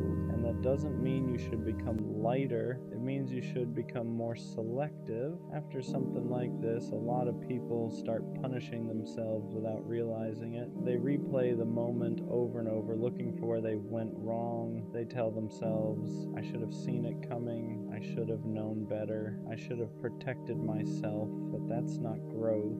That's blame dressed up as reflection. You didn't fail by trusting. You didn't mess up by being open. You didn't lose because you cared. You just encountered someone who could only meet you halfway. And instead of letting that truth land, you turned it inward. You started questioning your instincts, your emotions, your ability to choose people. That's how one loss turns into self-doubt. You don't just grieve the person, you grieve your confidence in yourself. And slowly you start believing that maybe you're bad at choosing, that maybe your judgment can't be trusted. But here's what matters. You didn't misjudge their potential. You misjudged their capacity. Those are not the same thing. Someone can see you, feel close to you, even care about you, and still not be capable of staying. That doesn't mean your instincts are broken. It means you gave someone access before you saw their limits clearly. That's not something to punish yourself for. That's something to learn from without hardening, because the goal isn't to trust less. It's to trust wiser. Opening up again after something like that feels risky. Not because you don't want connection, but because you don't want to disappear inside it, so you move slower this time, not closed, just intentional. You stop rushing closeness, you let consistency show itself before attachment does. You watch how someone handles honesty, not just how they respond to it, because being open doesn't mean being available to everyone. It means choosing who earns access. You learn that real safety isn't instant chemistry. It's follow through. It's effort that doesn't fade when things get quiet. It's someone staying curious instead of pulling away. And you stop over explaining yourself.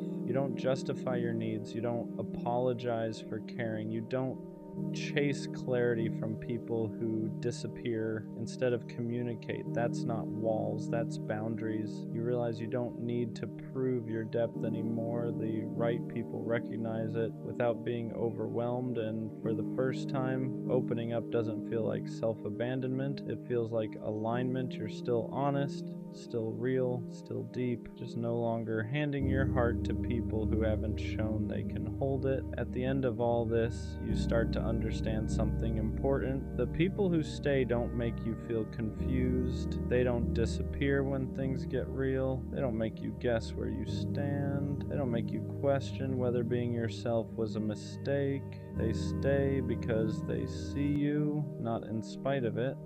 They don't flinch at your depth. They don't rush you to be easier. They don't treat your honesty like a burden. They meet you with steadiness, not perfection, not constant intensity, just consistency. And that's how you know. Because real connection doesn't feel like walking on glass. It doesn't make you anxious after silence. It doesn't leave you replaying everything you said. It feels calm, grounded, safe in a way that doesn't need explaining. You stop wondering if you're too much. You stop preparing yourself for disappearance. You stop shrinking to be kept, and you realize something quietly powerful. The people who left weren't proof that you were hard to love. They were proof that you were inviting people into a depth they hadn't earned yet. And that's not something to regret, because being seen was never a mistake. Being honest was never a flaw. Caring deeply was never the wrong move. The right people won't vanish once they understand you.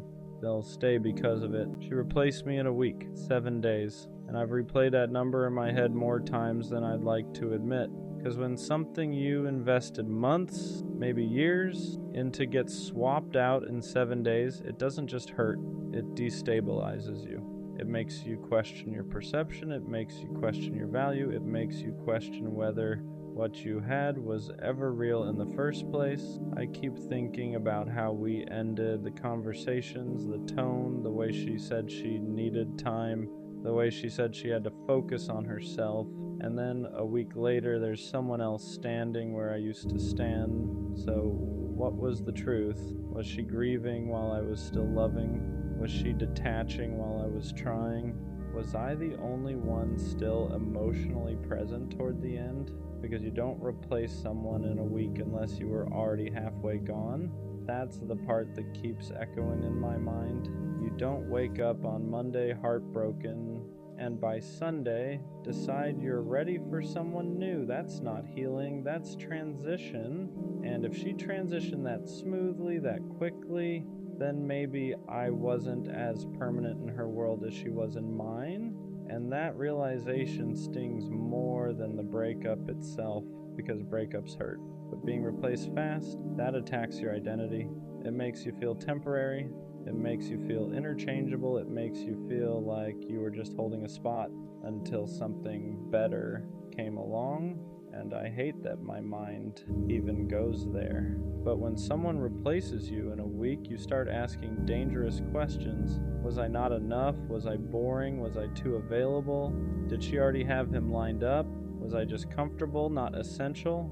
And the scary part is, your brain doesn't just ask those questions, it starts believing them. You start comparing yourself to someone you don't even know.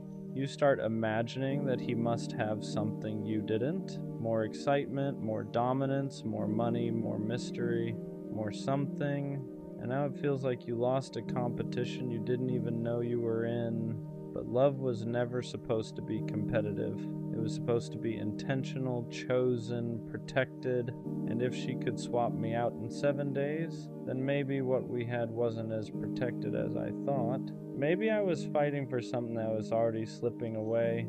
maybe I was loving someone who had already emotionally exited, and that's the part that hurts the most. Not that she found someone new, but that she found someone new that quickly, because that speed tells a story, and I'm still trying to figure out what that story says about me. I think what really messed with me wasn't just that she replaced me, it was how effortless it looked, how natural she made it seem. Like I was just a chapter she flipped past without rereading, because I'm still here sitting with it, still replaying the last conversations in my head, still wondering if I missed signs, still trying to understand where it actually started falling apart, and she's already smiling next to someone new. That kind of speed doesn't just hurt, it humiliates you. It makes you feel like you were the only one emotionally invested at the end. Like while you were trying to fix it, she was already detaching. Like while you were thinking, we just need time, she was thinking, I need someone else. And the scariest part, I don't know which version of reality is true. Was she already talking to him before we ended? Was I slowly being phased out while I was still trying to show up? Or did she just move on that fast because she can't be alone? Every scenario hurts in a different way. If she was already lining him up, then I was loving someone who was preparing my replacement. If she just needed validation that quickly, then I was never the emotional anchor I thought I was. And if she genuinely didn't feel anything after it ended, then maybe I meant less than I believed. That's what a 1-week replacement does to your mind. It makes you question the entire foundation. You start rewriting memories. That time she seemed distant, that time she picked a fight out of nowhere, that time she said she felt confused. Now they don't feel random anymore. Now they feel like early signs of an exit. And the worst part is realizing that you might have been the only one still emotionally inside the relationship toward the end, because you can't replace someone in a week unless you were already halfway gone. And that's the sentence that keeps echoing. Halfway gone. Maybe she left emotionally months ago. Maybe I was loving someone who had already checked out. Maybe the breakup wasn't the beginning of the end. Maybe it was just the announcement, and that realization shifts the pain, because now it's not just heartbreak, it's feeling blindsided, it's feeling like you were operating on outdated information, like you thought you were both building, but she was already packing. And I hate that this makes me question my value, because logically, I know someone moving on fast doesn't define me, but emotionally, it feels like it does. It feels like I was replaceable, interchangeable, temporary, and nobody wants to feel temporary in something they treated as permanent. I keep thinking about how deeply I committed, how I shut down distractions, how I defended her when people doubted us, how I chose her repeatedly. And now it feels like I was the only one guarding something she was willing to trade. That's what makes it feel unfair.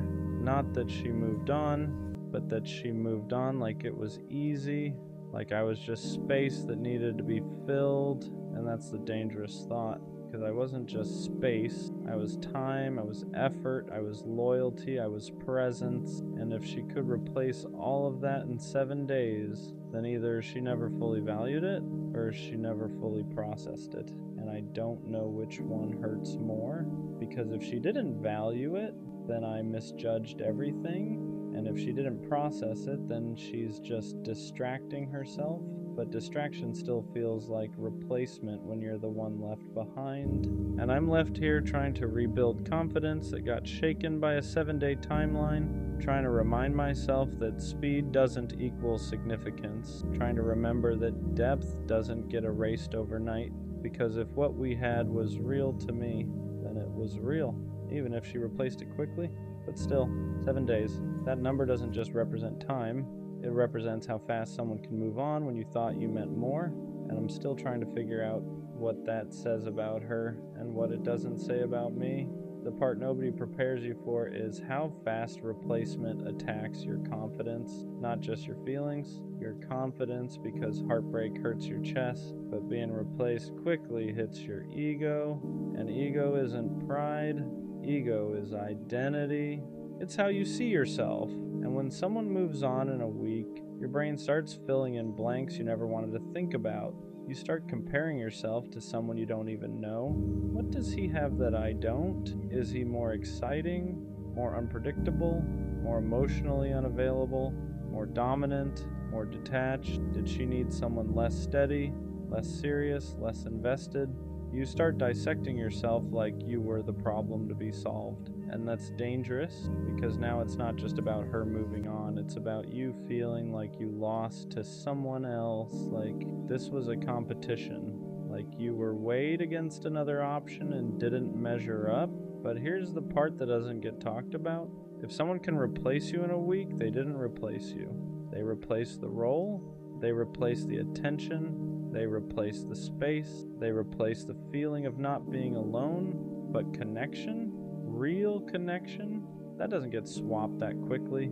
You can substitute company, you can substitute validation, but you can't duplicate depth overnight. And I have to keep reminding myself of that, because when you see them laughing together, posting together, looking comfortable together, your mind doesn't care about logic. It sees images and it translates them into meaning. They're happier. She upgraded. You weren't enough. But images don't show history. They don't show inside jokes. They don't show late night vulnerability. They don't show how deeply you invested. They show a moment, and moments are easy to manufacture. Depth takes time, and if she replaced me in 7 days, then either she had already emotionally left long before we officially ended, or she doesn't process loss the way I do. And both are hard to accept, because if she left emotionally before I did, then I was loving someone who was already gone. And if she doesn't process loss deeply, then I was loving someone who doesn't sit with pain. She escapes it. And escape looks like replacement when you're the one grieving. I won't lie though. Part of what hurts is feeling disposable. Like I was just a chapter. Like I was just a phase. Like I was someone she needed for that season. And once it was over, I was easy to move past. But here's what I'm starting to understand. People who move on that quickly aren't necessarily healed. They're avoiding, they're filling silence, they're covering discomfort, because sitting alone after a breakup is uncomfortable. It forces reflection, it forces accountability, it forces grief, and not everyone has the emotional discipline to sit with that. Some people run straight into the next distraction, not because the previous person meant nothing, but because feeling nothing feels easier than feeling everything. And I need to remember that her timeline isn't a measurement of my worth. It's a reflection of her coping style. Still, that doesn't erase the sting, because I'm still here thinking about what we had. Still processing, still grieving, still reconstructing my confidence, and she's already building something new. That imbalance feels unfair, like I'm stuck in emotional traffic while she sped through the exit ramp, and maybe that's the hardest pill to swallow. Not that she found someone else, but that she found someone else while I'm still untangling myself from what we were. It makes you feel behind, like you're losing, like you're weaker for caring longer, but caring longer isn't weakness, it's depth, and depth doesn't reset in 7 days. So maybe the real truth is this: she replaced the position, but she didn't replace the impact. And if what we had was real to me, then it mattered, even if she chose not to sit in it, even if she chose speed over reflection, because I would rather be the one who feels deeply than the one who forgets quickly. 7 days might look like replacement, but sometimes it's just avoidance in disguise. And one day, when the distraction fades, she might finally sit with what I've been sitting with this whole time, and by then I'll be further ahead emotionally than she ever was, not because I moved on faster, but because I actually processed it. And that's something nobody can replace in a week. The worst part about her replacing me in a week isn't even the new guy, it's the silence that came with it. Because when someone moves on that fast, they don't just leave you, they erase you.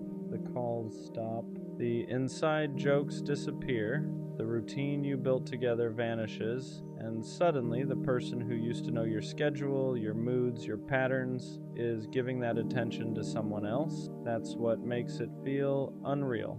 because it's not just that she found someone new, it's that she redirected everything so easily. The same energy, the same time, the same effort, just different face. And that's when your mind spirals into the dangerous place. If she can give someone else what she gave me that quickly, was it ever special? That question hits hard because we don't just want to be loved, we want to feel irreplaceable. We want to feel like what we built had weight, like it left a mark, like it couldn't just be swapped out like a profile picture.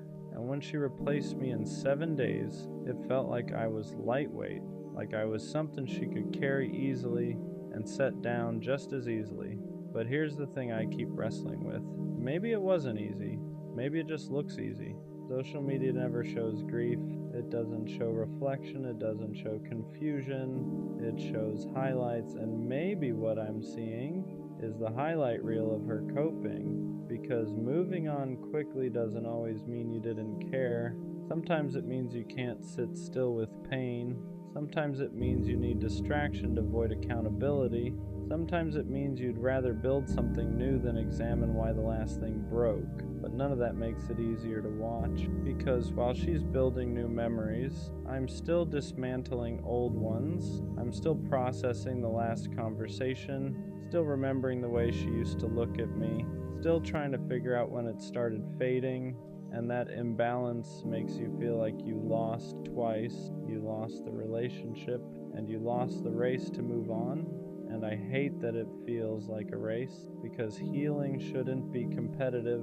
But when someone replaces you in a week, it feels like you're the only one still standing in the wreckage, like she walked away from the crash without even looking back, and you're still checking for broken pieces. What hurts even more is knowing I didn't have a backup. I didn't have someone lined up. I didn't have a just in case. When we ended, it was just me in the silence, and I chose to sit in it, not because I wanted to suffer, but because I respect what we had enough to process it properly. So when she jumped into something new that fast, it felt like I was the only one honoring the history, like I was the only one treating it like it mattered, and that's a lonely feeling. To believe something was significant and watch the other person treat it like it was temporary. But maybe the truth is simpler. Maybe she didn't replace me. Maybe she replaced the feeling of being alone. Maybe she replaced the discomfort. Maybe she replaced the emptiness, because some people don't know how to sit with themselves after something ends. They need noise. They need attention. They need someone new to prove they're still wanted, and if that's the case, then her moving on in a week says more about her relationship with silence than it does about my value. Still, that doesn't stop the thoughts, because at night, logic fades and emotion gets loud, and in those moments, it feels like I wasn't enough. Like if I had been better, stronger, more exciting, more something, she wouldn't have moved on that fast. But I have to remind myself, you can be enough for someone and still not be there forever. You can love someone deeply and still not be what they're built to keep. And if she could replace me in 7 days, then maybe I wasn't meant to stay in her life long term. Maybe I was a lesson. Maybe she was mine. But what I refuse to accept is that I was insignificant, because I know how I loved, I know how I showed up, I know how I committed, and those things don't become meaningless just because someone else moved quickly. If anything, they prove something about me, that I invest fully, that I don't keep backups, that I don't treat people like placeholders. And maybe that's rare. Maybe that's why this hurts more, because I wasn't halfway in. I was all the way in. And when you're all the way in, being replaced feels like being erased, but I'm not erased. I'm just healing at a pace that reflects depth, and depth doesn't reset in 7 days. So yeah, she replaced me in a week, but that week doesn't define my worth. It defines her coping speed. And one day when she finally slows down, she might realize you can replace a person's position, but you can't replace the way they loved you. And that's something no one swaps out in 7 days. There's a different kind of pain that comes from being replaced quickly. It's not just heartbreak, it's humiliation. And I don't mean humiliation in a loud, dramatic way. I mean the quiet kind, the kind where you sit alone thinking, how did I not see this coming? Because when someone moves on in a week, it makes you question your awareness. Were there signs I ignored? Did she emotionally detach months before I noticed? Was I holding on to something that was already slipping through my hands? And that's the part that messes with your head the most. Because now it's not just about losing her, it's about doubting yourself, your intuition, your judgment, your ability to read people. You start replaying moments that once felt normal. That random argument, that night she seemed distant, that time she picked up her phone and turned it away slightly, that period where she felt off but said she was fine. At the time, you trusted her words. Now you question everything, because if she replaced you in 7 days, your brain automatically assumes she had a head start, and whether that's true or not, the damage is the same. It makes you feel like you were the only one fully in it, like you were the only one fighting for something she had already decided to let go of, and that imbalance feels like betrayal, even if technically it wasn't, because the emotional timing didn't match. You were still invested, she was already transitioning, and that creates this gap, a painful one, where you're grieving something she already processed, or avoided, or replaced, and it makes you feel late, like you're the last one to realize the relationship was over, and I hate that feeling, because I don't like feeling behind. I don't like feeling like I was operating with outdated information. I don't like feeling like I was loving someone who had already emotionally packed their bags, but maybe that's the reality. Maybe the breakup wasn't the beginning of her detachment. Maybe it was the end of it. Maybe she had already done her grieving while I was still trying to fix things. And that realization hurts in a different way. Because now it's not just that she moved on fast, it's that she moved on before I even knew we were done.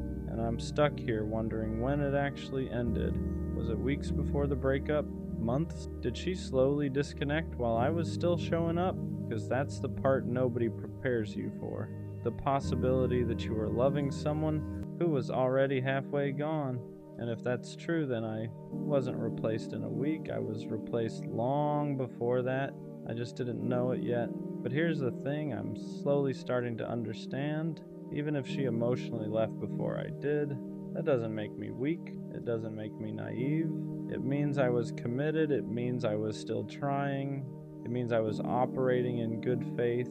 And I'd rather be the one who stayed genuine than the one who quietly exited without saying it, because I know how I loved. I didn't keep options open. I didn't emotionally detach while pretending everything was fine. I didn't start building something new while something old was still alive. When I was in it fully. And if she replaced me in a week, then that says something about her capacity to detach, not about my capacity to matter. Still, that week will probably always sting, not because of the new guy, but because of what it symbolized. How quickly someone can shift focus, how fast attention can be redirected, how easy it can look to replace what felt permanent. But maybe permanence isn't about how long something lasts, maybe it's about how deeply it was felt. And if I'm still here processing it while she moved on fast, then maybe I was the one who felt it deeper. And that doesn't make me the loser. It makes me the one who actually experienced it. 7 days might have been enough for her to move forward, but it's not enough to erase what I gave. And I refuse to let her timeline rewrite my value, because being replaced quickly hurts, but being genuine never does. There's something else that hurts about being replaced in a week. It makes you question whether you were ever chosen or just convenient, because if someone can transition that smoothly, that fast, it starts to feel like you were just occupying space, like you weren't irreplaceable, like you were temporary comfort. And nobody wants to feel like temporary comfort. I keep thinking about the way she used to look at me. The way she said things like, I don't see myself with anyone else. The way she made it seem like what we had was rare. And now I'm sitting here wondering how rare something can really be if it can be replaced in 7 days. That's what makes it sting. because rarity isn't supposed to be swappable, depth isn't supposed to be interchangeable. If something is special, it's supposed to leave a gap when it's gone. But her life doesn't look like there was a gap, it looks filled immediately. And that creates this internal conflict. Was I overestimating my importance? Did I romanticize something that was lighter to her than it was to me? Because when you care deeply, you assume the other person feels the same weight. You assume the attachment is mutual. You assume the history matters equally, but being replaced quickly makes you realize something uncomfortable. Not everyone feels at the same depth you do. Some people attach fast and detach faster. Some people build quickly and rebuild quicker. Some people don't see relationships as something sacred. They see them as something seasonal. And maybe that's the difference between us. Maybe I treat connection like something that deserves reverence, and she treats it like something that deserves momentum, because momentum doesn't stop, it just redirects, and that's exactly what she did. She redirected. The same attention, the same affection, the same emotional energy, just different recipient, and that's hard to swallow because it makes you feel like the container didn't matter, just the feeling. But here's the part I'm slowly realizing. If someone can redirect their attachment that fast, then maybe what they were attached to wasn't you. It was the feeling of being with someone. And that's not the same thing. There's a difference between loving a person and loving the experience of not being alone. And if she loved the experience more than she loved me, then of course she could replace me quickly, because she wasn't replacing a soul connection, she was replacing the role. And that hurts, but it also clarifies, because I don't want to be someone's role. I don't want to be someone's emotional placeholder. I don't want to be someone's for now. I want to be chosen with intention, held with depth, missed when I'm gone. And if she could swap me out in a week, then maybe I wasn't held the way I thought I was. But that doesn't mean I wasn't valuable. It just means she didn't hold me deeply. And those are two different things. Still, there's something about the speed that keeps echoing. 7 days. It makes it feel like I didn't leave a mark, like I didn't leave impact, like I didn't leave space. But I know that's not true, because impact isn't measured by how long someone stays single. It's measured by what they learned, what they felt, what they carry forward. And even if she doesn't feel it now, one day when the distraction fades, when the excitement settles, when she's sitting in quiet, you might finally process what she skipped, and by then I won't be waiting. Because here's what I'm starting to understand. Being replaced quickly doesn't mean you were insignificant. It means the other person couldn't sit with loss, and loss reveals maturity. If I'm still here processing, still reflecting, still rebuilding, then I'm not behind, I'm just doing it properly. 7 days might have been enough for her to move forward, but it's not enough to erase who I was, and I refuse to let her timeline determine my value, because I wasn't just someone she dated, I was someone who showed up fully, and that doesn't become meaningless just because someone else showed up faster. She replaced me in a week, but that week says more about her relationship with discomfort than it does about my worth. There's another layer to this that I don't talk about out loud. Anger, not loud anger, not screaming or crashing out. The quiet kind. The kind that sits in your chest when you realize how easily someone redirected what you treated like sacred. Because I stayed loyal, I stayed committed, I stayed focused, and she moved on in 7 days. That makes you question fairness. It makes you feel like you played the game honestly while someone else was already preparing their next move. And I hate that it feels like a game, because I never approached it like one. When I was with her, I wasn't scanning the room for upgrades, I wasn't entertaining backups, I wasn't lining up options just in case. I was in it, fully, and now I'm sitting here realizing she either wasn't or she detached long before I knew. And that's what builds resentment. The idea that I was emotionally present while she was emotionally preparing. Because now it feels like I was loyal to a version of her that didn't exist anymore, like I was committed to something she had already mentally ended. And that realization stings. But here's where it shifts, because the anger starts turning into clarity. If she could replace me that quickly, then she was already disconnecting. And if she was already disconnecting, then the relationship wasn't as mutual as I believed. And if it wasn't mutual, then I wasn't losing someone who was fully invested. I was losing someone who was already halfway out. That doesn't make it hurt less, but it reframes it, because now it's not about me being not enough. It's about her not being anchored. Anchored people don't drift that fast. Anchored people don't swap attachments like playlists. Anchored people sit with loss, and if she didn't sit with it, then maybe she never held it deeply. And that realization hurts, but it also frees me, because I don't want someone who can replace depth with distraction. I don't want someone who needs constant attention to feel stable. I want someone who values history, who respects connection, who understands that what you build with someone isn't disposable. And if she replaced me in a week, then maybe I was disposable to her. But that doesn't mean I'm disposable in general. It just means she wasn't built to keep me.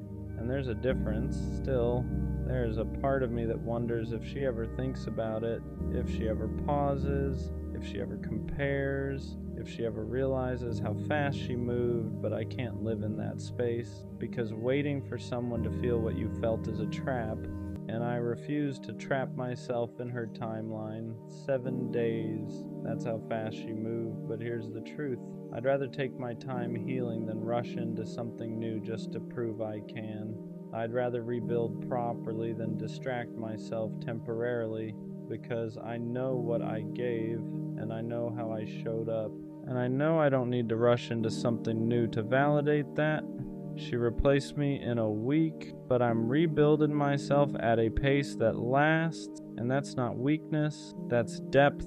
You know what else being replaced in a week does? It makes you question whether you were ever truly seen. Because if someone really sees you, your patterns, your effort, your loyalty, your depth, they don't just slide into something new like you were a temporary rental. They feel the absence, they sit in it, they notice the difference, and I keep wondering if she noticed the quiet after I stopped calling, if she noticed the lack of consistency I used to bring, if she noticed that the stability I provided isn't something you just duplicate overnight, or if she just filled the silence so fast that there was no space to notice it all. That's what hurt, the possibility that I wasn't deeply registered, that I was experienced but not understood, because there's a difference between being with someone and truly knowing them. And when someone replaces you quickly, it feels like they never fully knew the weight of what they had. It feels like they liked the experience of you, not the essence of you. And I can handle someone not choosing me, but it's harder to handle feeling like I was easy to move past. I keep thinking about how careful I was, how intentional I was, how I didn't play games, how I didn't keep backups, how when things got hard, I leaned in instead of pulling away.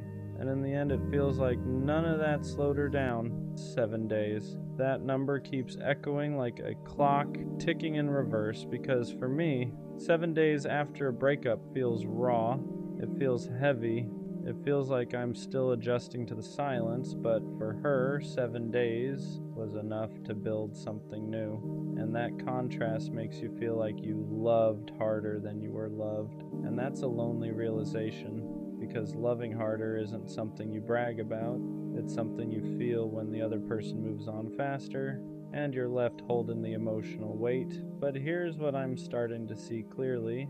Just because she moved on quickly doesn't mean she processed it deeply. Speed isn't strength. Speed can be avoidance. Speed can be distraction. Speed can be ego protection. Sometimes people rush into something new not because the old thing meant nothing, but because it meant too much. Because sitting alone would force them to face what they lost, and not everyone is strong enough to sit in that kind of silence, and maybe I am. Maybe the reason I'm still here thinking, reflecting, feeling, is because I actually let it hit me. I didn't numb it, I didn't immediately replace it, I didn't run from it, I sat with it. And sitting with pain requires maturity. It requires discipline, it requires emotional depth. So maybe this isn't about me being less valuable, maybe it's about me being more capable of processing. And that's not weakness, that's growth. Still, there's something about knowing she's creating new memories that stings, because those were supposed to be ours. The random laughs, the new places, the inside jokes. Now someone else gets that version of her, and I have to let go of the idea that it was only meant for me.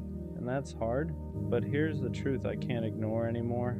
If she could replace me in a week, then I was loving someone who wasn't built to stay long term. Because people who are built to stay don't detach that fast. They don't redirect that easily. They don't swap depth for novelty overnight. And I don't want someone who can treat connection like it's interchangeable. I want someone who understands the weight of history. Who understands that what you build with someone isn't disposable? Who understands that real attachment doesn't reset in 7 days? So yeah, she replaced me in a week, but I'm rebuilding myself in a way that lasts longer than a rebound ever will. And when I look back at this one day, I won't just remember the hurt, I'll remember the clarity, because being replaced quickly doesn't mean you were insignificant. It means the other person wasn't anchored, and I refuse to confuse someone else's instability with my lack of worth. 7 days might have been enough for her to move forward, but it's not enough to erase what I was. And one day, when I'm with someone who values depth the way I do, this week won't define me. It'll just be proof that I was never meant to stay where I was easily replaced. At some point, the hurt turns into something quieter. Not lighter, just quieter. Because you can only replay 7 days so many times before your brain gets tired of the echo. And when the noise slows down, clarity starts creeping in. I started asking myself a different question. Not why did she replace me so fast, but why am I measuring my value through her speed? Because that's what I was doing without realizing it. I was using her timeline as a mirror. If she moved on quickly, I must not have mattered deeply. If she looks happy, I must have been replaceable. If she didn't hesitate, I must not have left impact. But that logic is flawed. Her speed is not a measurement of my depth. Her distraction is not a reflection of my worth. Her ability to move forward quickly doesn't erase the way I showed up. And once I started separating those things, something shifted. Because I know how I loved, I know I was intentional, I know I was loyal, I know I didn't treat what we had like it was temporary. So if she did, that says something about her capacity, not my value. And I had to stop turning her coping style into my insecurity, because that's what I was doing. I was letting her rebound rewrite my confidence. I was letting her quick transition convince me I was forgettable. But forgettable doesn't leave you reflecting. Forgettable doesn't leave you rebuilding. Forgettable doesn't leave you questioning your own growth. What we had meant something, even if she chose not to sit in that meaning. And maybe that's the difference between us. I process, she replaces. I reflect, she redirects. I sit with the silence, she fills it. And neither is necessarily wrong, but one builds depth, the other builds distraction, and depth always wins in the long run. Because distraction fades, novelty fades, rebounds lose their adrenaline, and when that happens, whatever was avoided eventually resurfaces, and by then I won't be stuck in the same place, because while she rushed forward, I rebuilt properly, and rebuilding properly takes longer, but it lasts longer too. 7 days might have been enough for her to feel okay, but it wasn't enough for me to lose myself, and that's what matters. So yeah, she replaced me in a week, and for a while that felt like proof that I wasn't enough, proof that I was temporary, proof that I was easy to move past. But now it feels like proof of something else, proof that I love deeply, proof that I don't detach easily, proof that I don't treat connection like it's disposable. Because if I could have replaced her that fast and didn't, that says something. It says I value what I build. It says I respect history. It says I don't jump into something new just to soothe my ego. And I'd rather be the one who heals slowly than the one who forgets quickly. because forgetting quickly doesn't mean you're strong. Sometimes it just means you're avoiding, and I don't want to avoid. I want to grow. I want to understand what worked, what didn't, what I tolerated, what I ignored. I want to rebuild my confidence without attaching it to someone else's timeline. She replaced me in a week, but she didn't replace my character. She didn't replace my loyalty. She didn't replace my ability to love fully. And one day, someone is going to experience that depth and recognize it immediately. Not treat it like a placeholder, not treat it like a phase, but treat it like something rare. Because rare things don't get swapped in 7 days. They get protected, so maybe this wasn't about me being replaced. Maybe it was about me being redirected away from someone who could move on that quickly towards someone who won't. 7 days hurt, but it also clarified. I don't want to be in a position where I can be replaced that easily ever again. And the only way to guarantee that is to choose someone who understands the weight of what they're holding, and next time, I will. She said I wasn't man enough, and I won't lie. That one stuck, not because I believe it, but because when someone you love questions your masculinity, it hits somewhere deeper than regular criticism. It's not just about behavior, it's identity. It's everything you thought you were doing right suddenly being reframed as weakness. What does man enough even mean? Because I showed up, I communicated, I stayed loyal, I tried to fix things instead of run from them, but apparently that wasn't enough. Apparently being calm instead of aggressive was a problem. Apparently wanting to talk things through instead of shutting down made me soft. Apparently expressing emotion made me less of a man. And that's when I realized something dangerous. Some people confuse masculinity with dominance. They confuse emotional control with emotional absence. They confuse stability with weakness. And if that's the definition she was using, then maybe I was never supposed to fit it. But still, when she said it, it made me question myself. Because no matter how confident you are, words like that linger. They make you replay moments. They make you wonder if you should have been tougher, colder, less available, less understanding.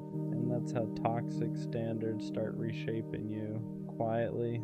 I started analyzing everything after that. Was I too patient, too willing to compromise, too quick to apologize? Because I thought being a man meant being responsible, being accountable, being emotionally mature. But maybe she wanted something louder, more dominant, more unpredictable, and that's confusing because society tells men two opposite things. Be strong, but don't be cold. Be vulnerable, but don't be weak. Lead, but don't control. And somehow you're supposed to balance all of it perfectly.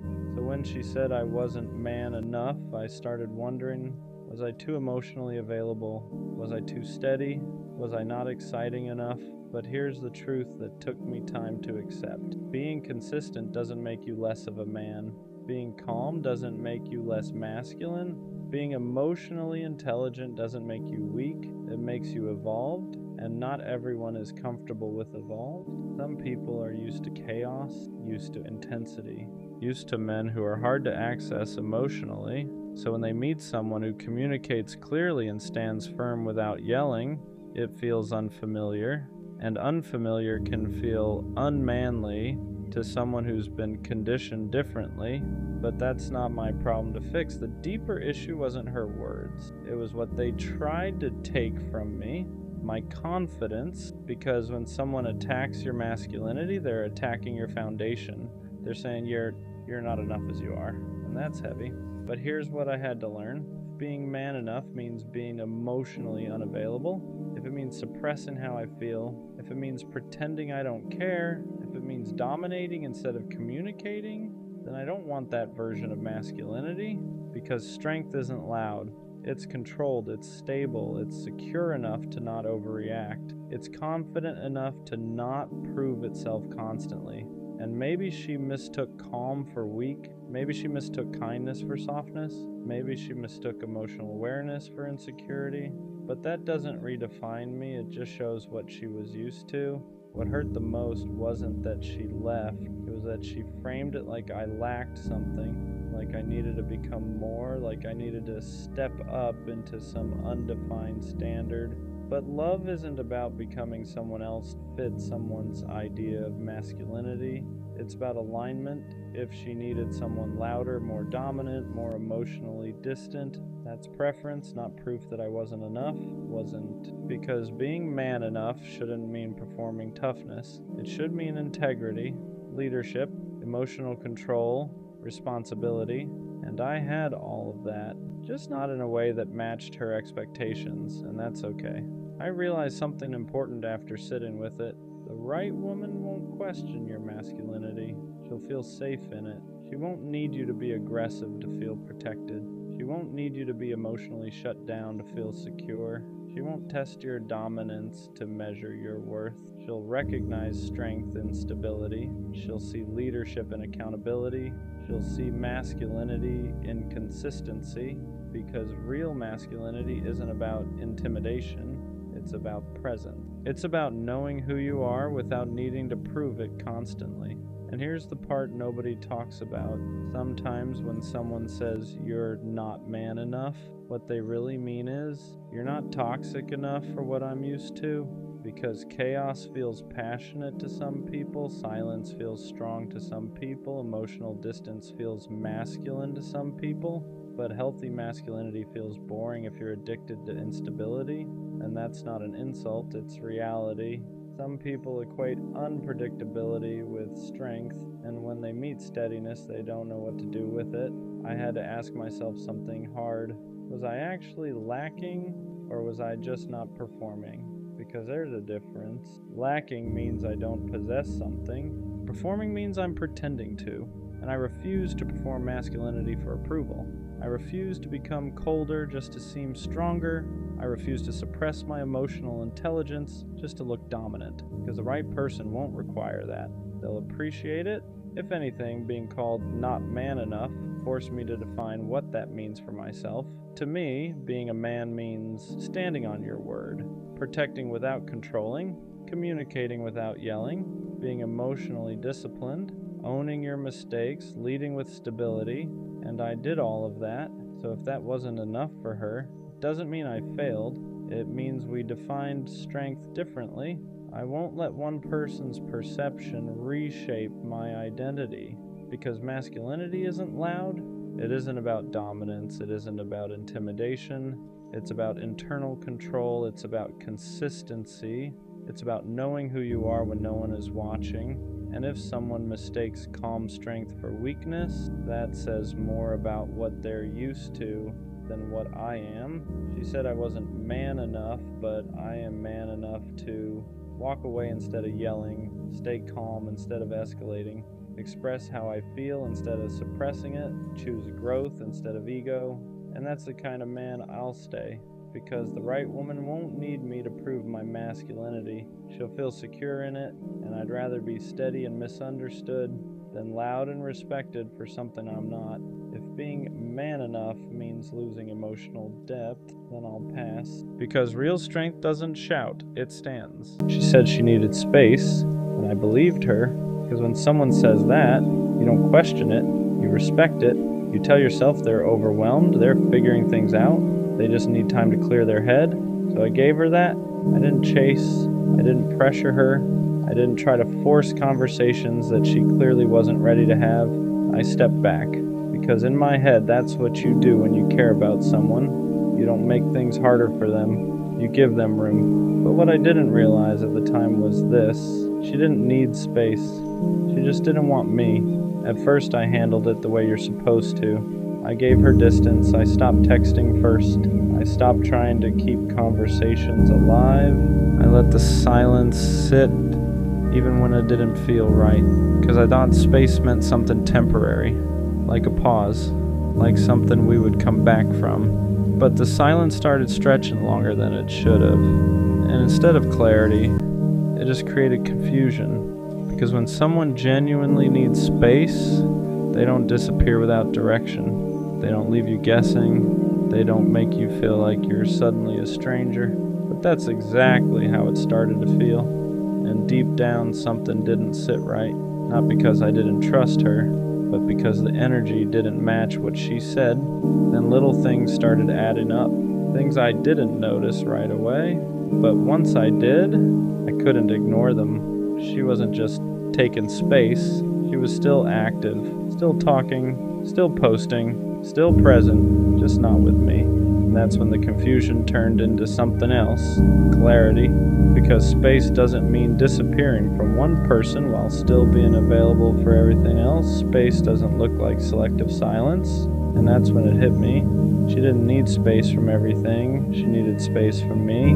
That realization is different, because now it's not about understanding, it's about acceptance. You start replaying everything, trying to figure out when it changed, when her energy shifted, when the connection stopped being something she wanted to maintain. Because if it was really about space, she would have come back, she would have explained, she would have made it clear where things stood, but she didn't. She just faded and let the silence say what she didn't want to say directly. And the truth is, space is one of the easiest ways to leave without saying you're leaving. It sounds soft, it sounds understandable, it doesn't create conflict, but sometimes it's just distance in disguise, a way to slowly step out without having to take responsibility for ending it. And I didn't want to see it like that at first, because believing her felt easier than accepting what was actually happening. Because if I accepted it, then I had to admit something I wasn't ready for, that I wasn't someone she was trying to hold on to. I was someone she was slowly letting go of. And that's a different kind of pain, because it's quiet. There's no argument, no clear ending, just distance that keeps growing until you finally understand what it means. For a while I kept thinking she'd come back, that once she had her space, things would go back to how they were, because when something feels real, you don't expect it to end like that. You expect a conversation, closure, something, but sometimes the absence is the answer. And that's what I had to learn the hard way. And once I stopped waiting, everything started making more sense, because I wasn't confused anymore, I wasn't questioning where I stood, I wasn't trying to interpret silence, I just saw it for what it was. She didn't need time, she made a decision, just not one she wanted to say out loud. And yeah, that hurt, not just because she left, but because of how she did it. Because honesty would have been easier to respect, clarity would have been easier to accept, but instead, I was left trying to understand something that was never explained, and that kind of ending stays with you for a while, so yeah. She said she needed space, but what she really needed was distance from me, and now I understand something clearly. The right person doesn't disappear to figure out if they want you. They don't leave you in silence, they don't make you question everything. They communicate, they stay, they choose. So next time, I won't confuse silence with patience. I won't wait around for someone who already stepped away. Because when someone truly wants you, they don't need space to decide it.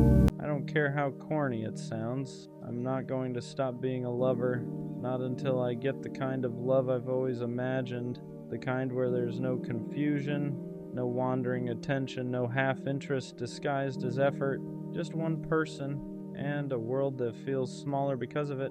I want love where focus doesn't drift, where nobody else even registers, where loving them feels instinctive, not forced. The kind of love that doesn't try to be cinematic, it just is. Two people driving with no destination, standing in open fields, traveling for no reason other than wanting to be together. The kind of love you don't just feel in your chest, you feel it in your soul, hot, intense, alive. And I don't understand how people walk around pretending that kind of love doesn't matter. Like love is casual, like attachment is embarrassing, like caring deeply is something you should hide, because love is everything. It's sharing the world with someone, learning their habits, reading their moods, knowing them in ways no one else does. It's going from stranger to someone you can't imagine life without. And yeah, love comes with risk, heartbreak, loss, pain, but I'm here for all of it. Because if that's the price of loving deeply, I'll pay it. I'll take the uncertainty, I'll take the scars, I'll take the ache that comes with caring. What makes it hard sometimes isn't loving deeply, it's loving deeply in a world that pretends not to care. People act like being attached is weak, like wanting someone fully is desperate. They call it being nonchalant. They call it cool. They call it protecting yourself. But to me, it just feels empty. I don't want love that's casual. I don't want half interest. I don't want to pretend I wouldn't be devastated if I lost someone I truly cared about. I want to feel it, all of it. I want the kind of love where my heart is completely in, no exits, no backups, no pretending. And yeah, that makes me vulnerable. It means I get hurt easier. It means I feel things more intensely, but I'd rather feel everything than live numb just to look unbothered. Because loving deeply isn't weakness, it's courage. It takes guts to say, I want you fully. I'm choosing you. I'm not scared to care. And maybe that's why it feels lonely sometimes, because not everyone is built to love like that. Some people close their hearts after pain. Others keep theirs open, not because they're naive, but because they refuse to let disappointment turn them cold. You don't love deeply because it's easy. You love deeply because it's who you are. And even when it costs you, you'd still rather feel everything than live a life that feels hollow. You already know how this can end. You know love can break you. You know it can leave scars. You know it can take pieces you don't get back. And still, you choose it. Not because you're reckless, not because you're desperate, but because a life without love feels smaller than a life with heartbreak. You're not chasing perfection. You're chasing connection. The kind that makes ordinary moments feel alive. The kind that makes the world feel louder and quieter at the same time.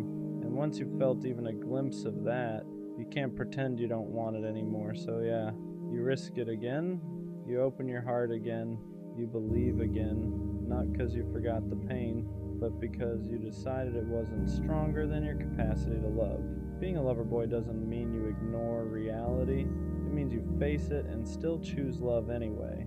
You're not asking for perfection, you're asking for presence, for a love that feels mutual, chosen, clear. And wanting that doesn't make you unrealistic, it makes you honest. Because once you know how deeply you can love, you stop settling for anything that asks you to dim that fire. So, no, the lover boy in you isn't dying, he's just waiting. And when the right love finally arrives, he'll be ready. What people don't realize is how much strength it takes to stay soft in a world that rewards detachment. It's easier to act unbothered, easier to keep things light, easier to pretend you don't care that much, but you were never built that way. You don't love halfway, you don't feel quietly. When you care, it shows in your effort, in your loyalty, and how present you are. And that's exactly what people try to shame out of you.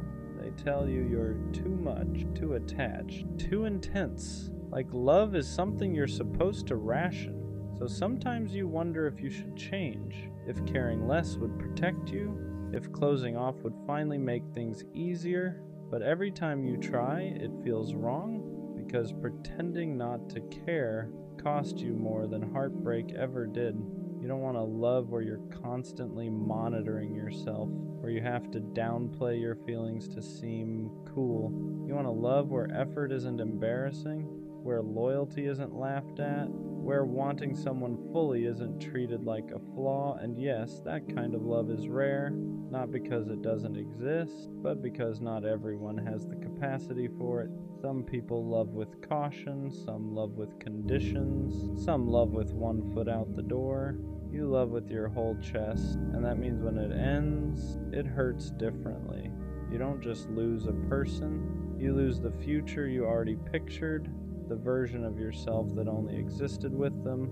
But even after that pain, you don't harden, you don't turn cold, you don't become bitter, you grieve, and then you stay open. Not because you're naive, but because you understand something others don't.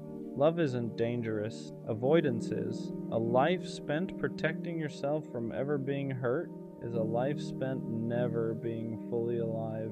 So you keep choosing love, even when it costs you, even when it scares you.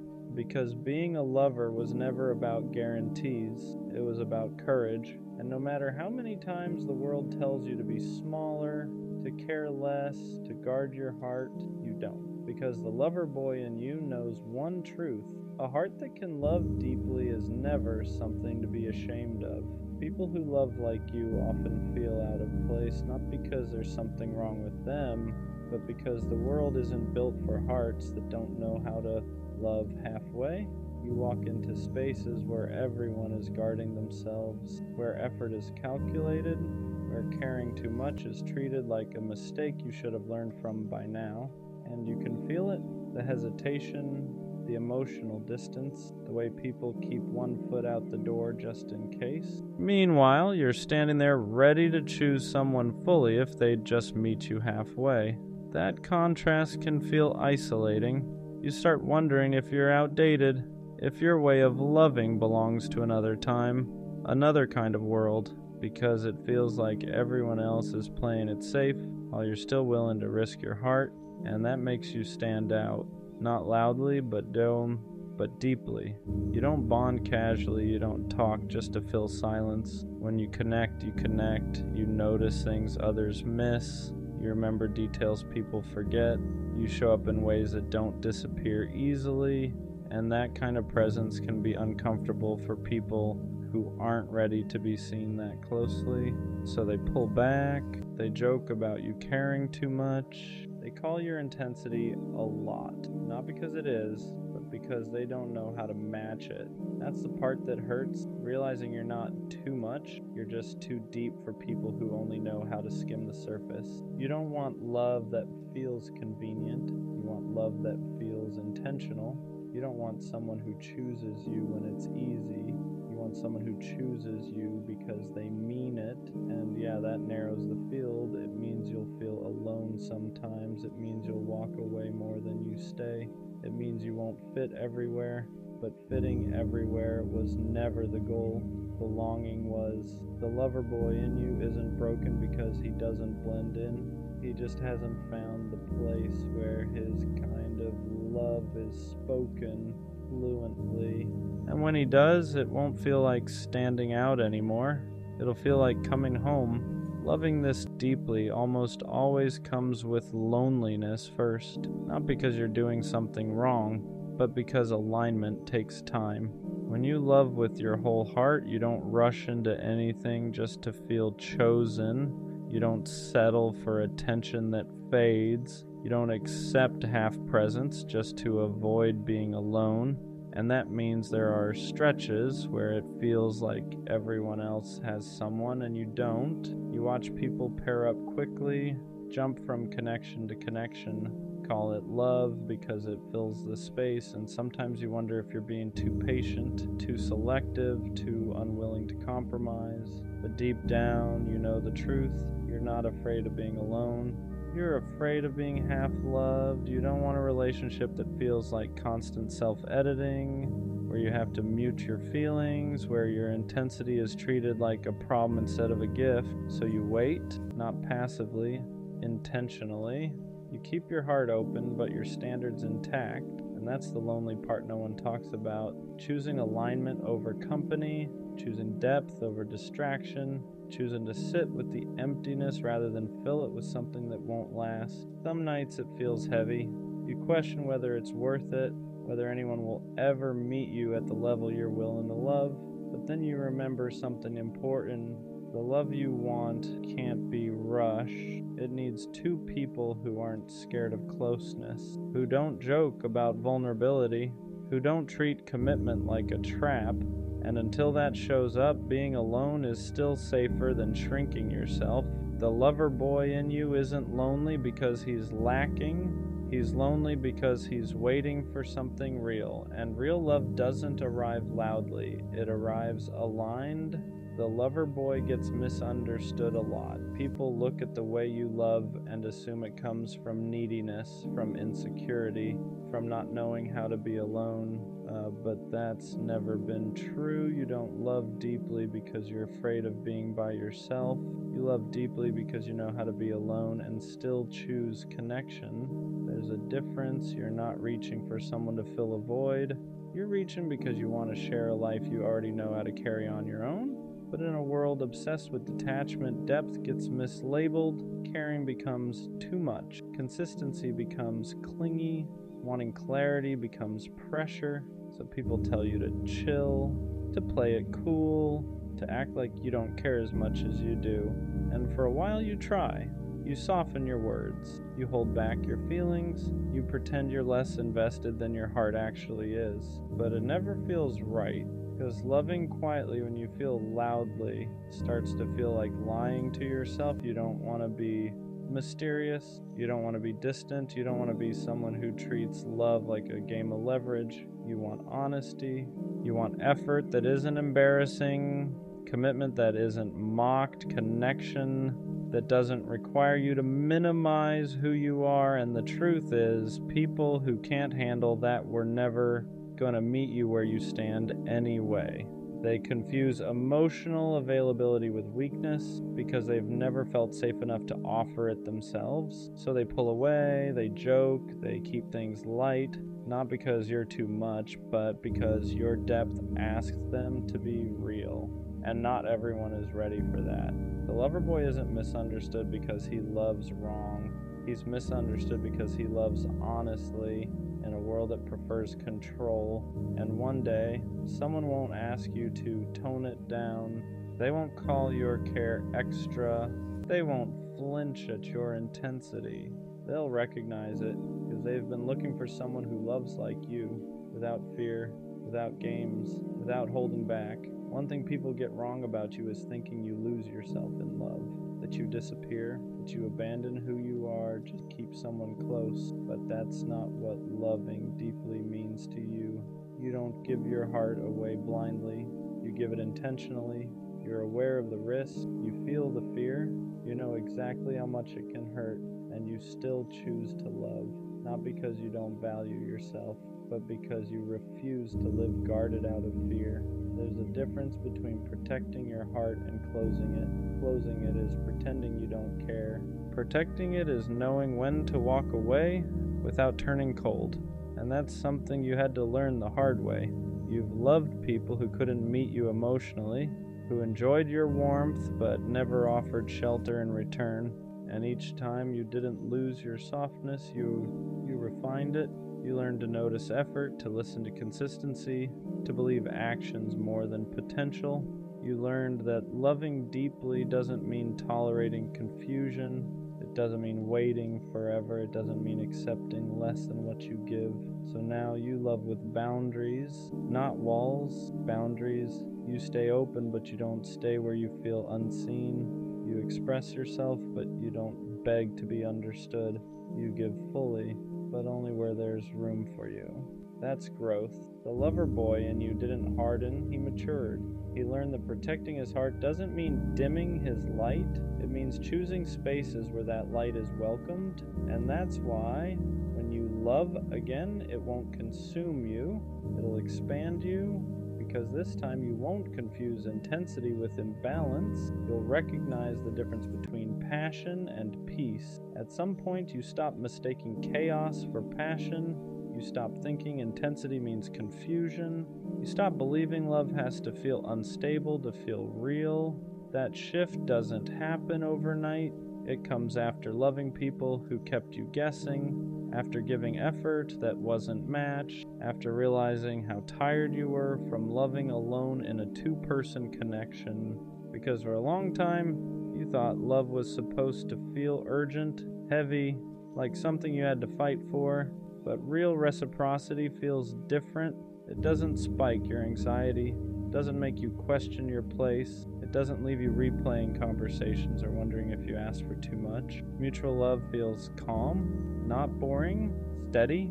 It feels like someone meeting your effort without keeping score, like someone choosing you without needing to be convinced. And at first, that kind of love almost feels unfamiliar, because you're used to proving yourself, used to earning attention, used to being the one who cares more. So when someone shows up consistently, communicates clearly, and doesn't flinch at your depth, your body has to unlearn the chaos. You have to remind yourself that peace doesn't mean lack of passion. It means safety. You don't feel smaller around them. You don't feel like you're too much. You don't feel like you need to dim anything. Your intensity doesn't scare them. It reassures them. And that's when it clicks. Love was never supposed to feel like survival. It was supposed to feel like partnership. The lover boy doesn't stop loving deeply. He just stops loving unevenly. He stops pouring into places that don't pour back. He stops calling inconsistency timing, stops calling confusion chemistry, stops calling bare minimum effort, because once you've tasted reciprocity, you can't go back. You can't unfeel what it's like to be met where you stand. And that's when loving deeply finally feels light. Loving deeply doesn't disappear. It just becomes selective. After everything you've felt, everything you've learned, you don't stop wanting connection. You stop giving it away too easily. You don't rush anymore. Not because you're guarded, but because you understand your capacity. You know how much you give, how present you are, how deeply you attach, and you're careful about where that kind of love lands. That doesn't mean you're closed off. It means you're intentional. You don't entertain mixed signals. You don't romanticize inconsistency. You don't chase potential while ignoring reality. You pay attention now to effort, to follow through, to how someone shows up when things are calm, not just when things are exciting. Because you've learned that real love isn't proven in intensity alone.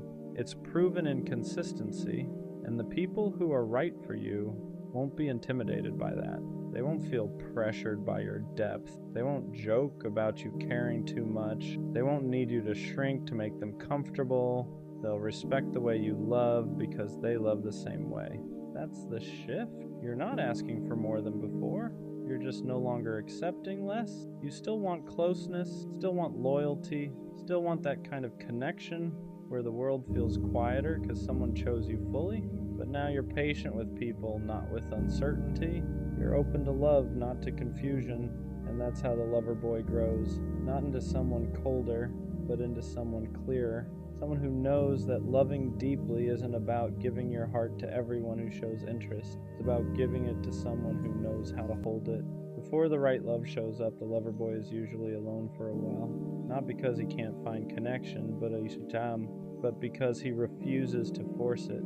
He's learned what happens when you fill space just to avoid loneliness, how quickly comfort turns into compromise, how easy it is to lose yourself when you accept something that doesn't fully meet you. So he chooses solitude instead, and solitude teaches him things love never could.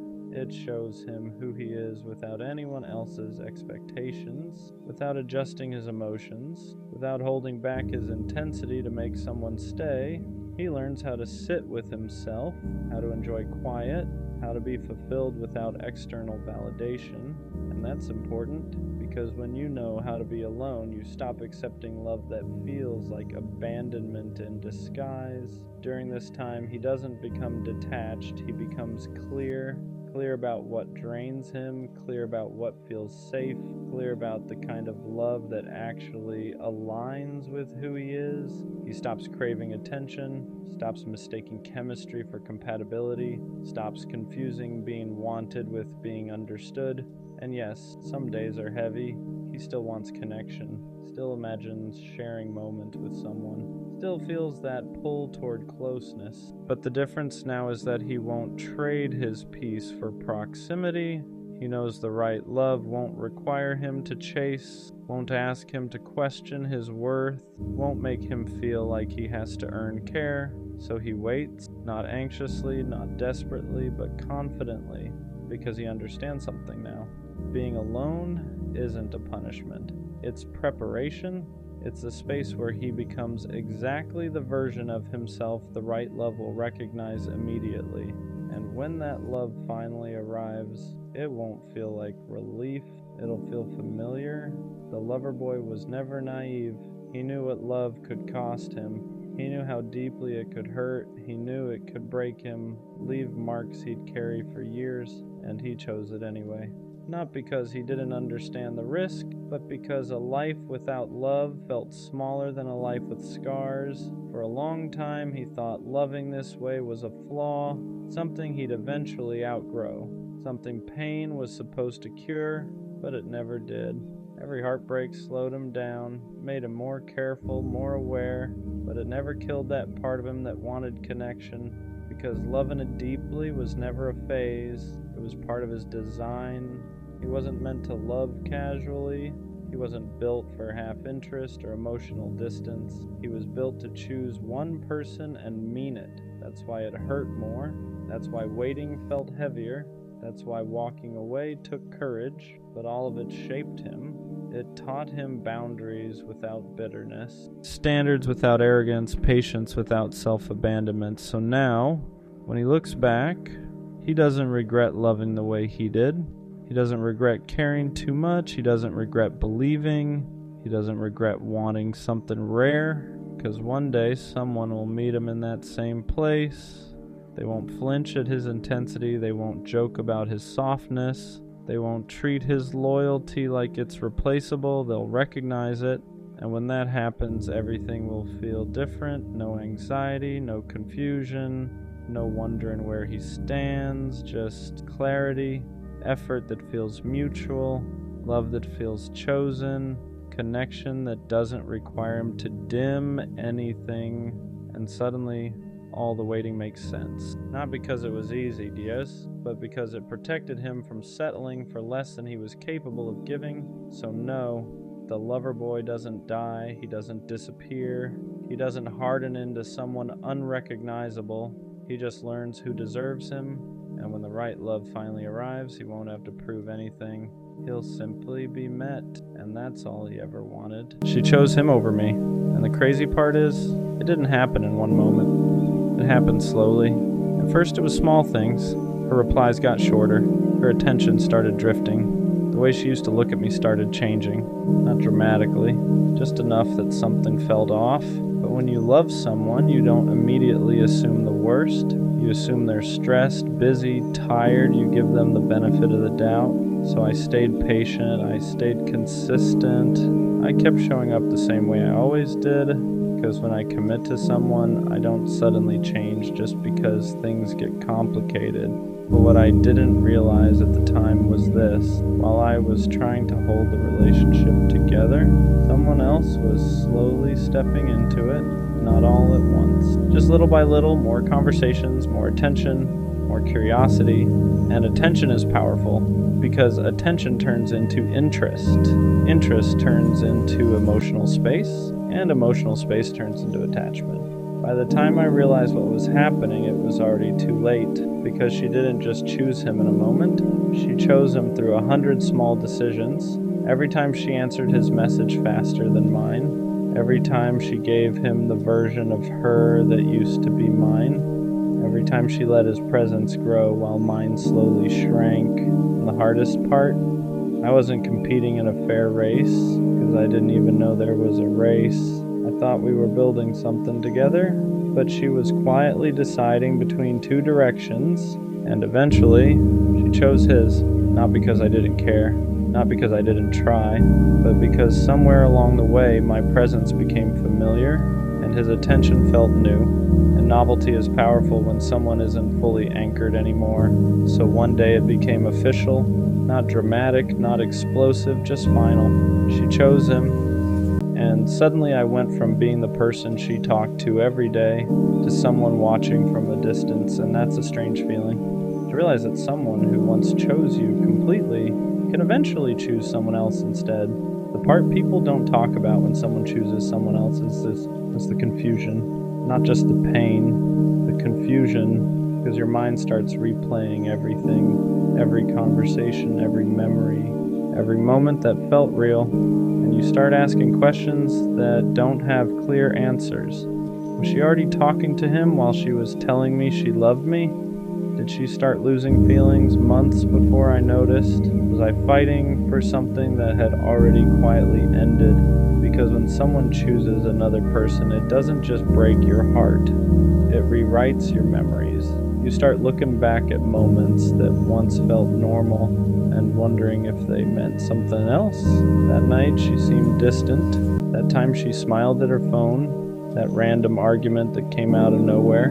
At the time, none of it seemed like a big deal, but after she chose him, everything starts connecting in ways you wish it didn't, and suddenly it feels like you were the last person to realize the relationship was already changing. That's the hardest part, feeling like you were still building something while the other person was slowly detaching from it, because while I was trying to fix things, she was deciding between two futures, one with me and one without me, and eventually she picked the one that didn't include me, and I'm not gonna lie, that hits your ego. It makes you question your value. You start comparing yourself to someone you've never even met. What does he have that I don't? Is he more exciting, more confident, more interesting? Did she get bored of me? Did I become too predictable? Your mind searches for reasons because your heart needs an explanation. But sometimes the truth is uncomfortable. Sometimes people don't leave because you weren't enough. Sometimes they leave because someone new made them feel something different. And different can be powerful when someone isn't fully grounded in what they already have, because new attention feels exciting, new conversations feel fresh, new people don't carry the history of arguments or mistakes, and that freshness can create the illusion of something better, but illusions don't show the full picture, they only show the beginning. Still, knowing that doesn't always make it easier, because when someone chooses someone else over you, it feels like a verdict, like a decision about your worth. But the reality is this: it wasn't a competition about who was better, it was a decision about who she felt more drawn to at that moment. And attraction, timing, and emotion are messy things, they don't always follow logic. So yeah, she chose him. And for a while that felt like proof that I lost. But over time I started realizing something important. Just because someone chooses a different path doesn't mean you weren't valuable. Sometimes it just means they weren't meant to stay on yours. The hardest part about her choosing him wasn't just losing her. It was realizing I couldn't compete with something I never saw coming. Because I was focused on us. I wasn't looking around for other options. I wasn't measuring her against someone new. I wasn't wondering if someone else could replace her. I was invested fully. So when I found out she chose him, it felt like the ground shifted under something I thought was stable. And stability is something you don't question until it disappears. When things feel secure, you stop worrying about losing them. You assume the foundation is strong, but sometimes what feels strong to you is already cracking for someone else, and the scary part is you don't always see those cracks when they start forming, because they don't begin as huge problems, they begin quietly. Less excitement in conversations, less curiosity about your day, less emotional presence, tiny changes that seem harmless at first, but those small shifts slowly create emotional distance. And distance creates space, and space is where someone new can enter. I didn't realize how much space had formed between us until someone else filled it, and by the time I noticed, the emotional balance had already shifted, because attention changes people. When someone new shows interest, it creates a different kind of energy. New validation, new curiosity, new excitement. And if someone isn't fully anchored in what they already have, that new energy can start pulling them away. That's the part nobody warns you about. Sometimes relationships don't end because something terrible happened. Sometimes they end because someone new arrived at the wrong time. And suddenly, what felt comfortable starts feeling routine. What felt stable starts feeling predictable, and predictability can feel boring to someone chasing excitement. But what hurts the most is realizing this: I never got the chance to compete fairly because I wasn't competing at all. I thought I was building something solid, while she was slowly deciding whether she still wanted it. And once someone starts questioning the connection, everything changes. Their energy changes, their priorities shift, their attention moves, and eventually their choice becomes clear. She chose him, and I was left trying to understand how something that once felt mutual could suddenly feel one-sided. After she chose him, something strange happened inside my head. At first it was anger, not loud anger, not the kind where you yell or send messages you regret. The quiet kind, the kind that makes you stare at the ceiling at night wondering how everything changed so fast. Because when someone chooses someone else over you, it feels like a judgment, like a decision about your value, and that's where your mind goes first. You start comparing yourself to someone you've never even met. Is he better than me?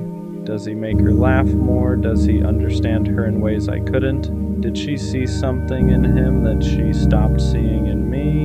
Your brain starts building a version of this person that's somehow superior in every way. But the truth is, most of those comparisons are imaginary because you're not actually comparing yourself to him. You're comparing yourself to the idea of him, the version of him that exists in your mind. And that version always looks unbeatable because when you're hurt, your brain automatically assumes you lost to someone better. But relationships aren't competitions, they're choices, and choices aren't always logical. Sometimes people choose someone because the timing feels different. Sometimes they choose someone because the energy feels new. Sometimes they choose someone simply because they're in a different emotional place. None of that automatically means you are less valuable, but in the moment it definitely feels like it does, because rejection has a way of shrinking your confidence.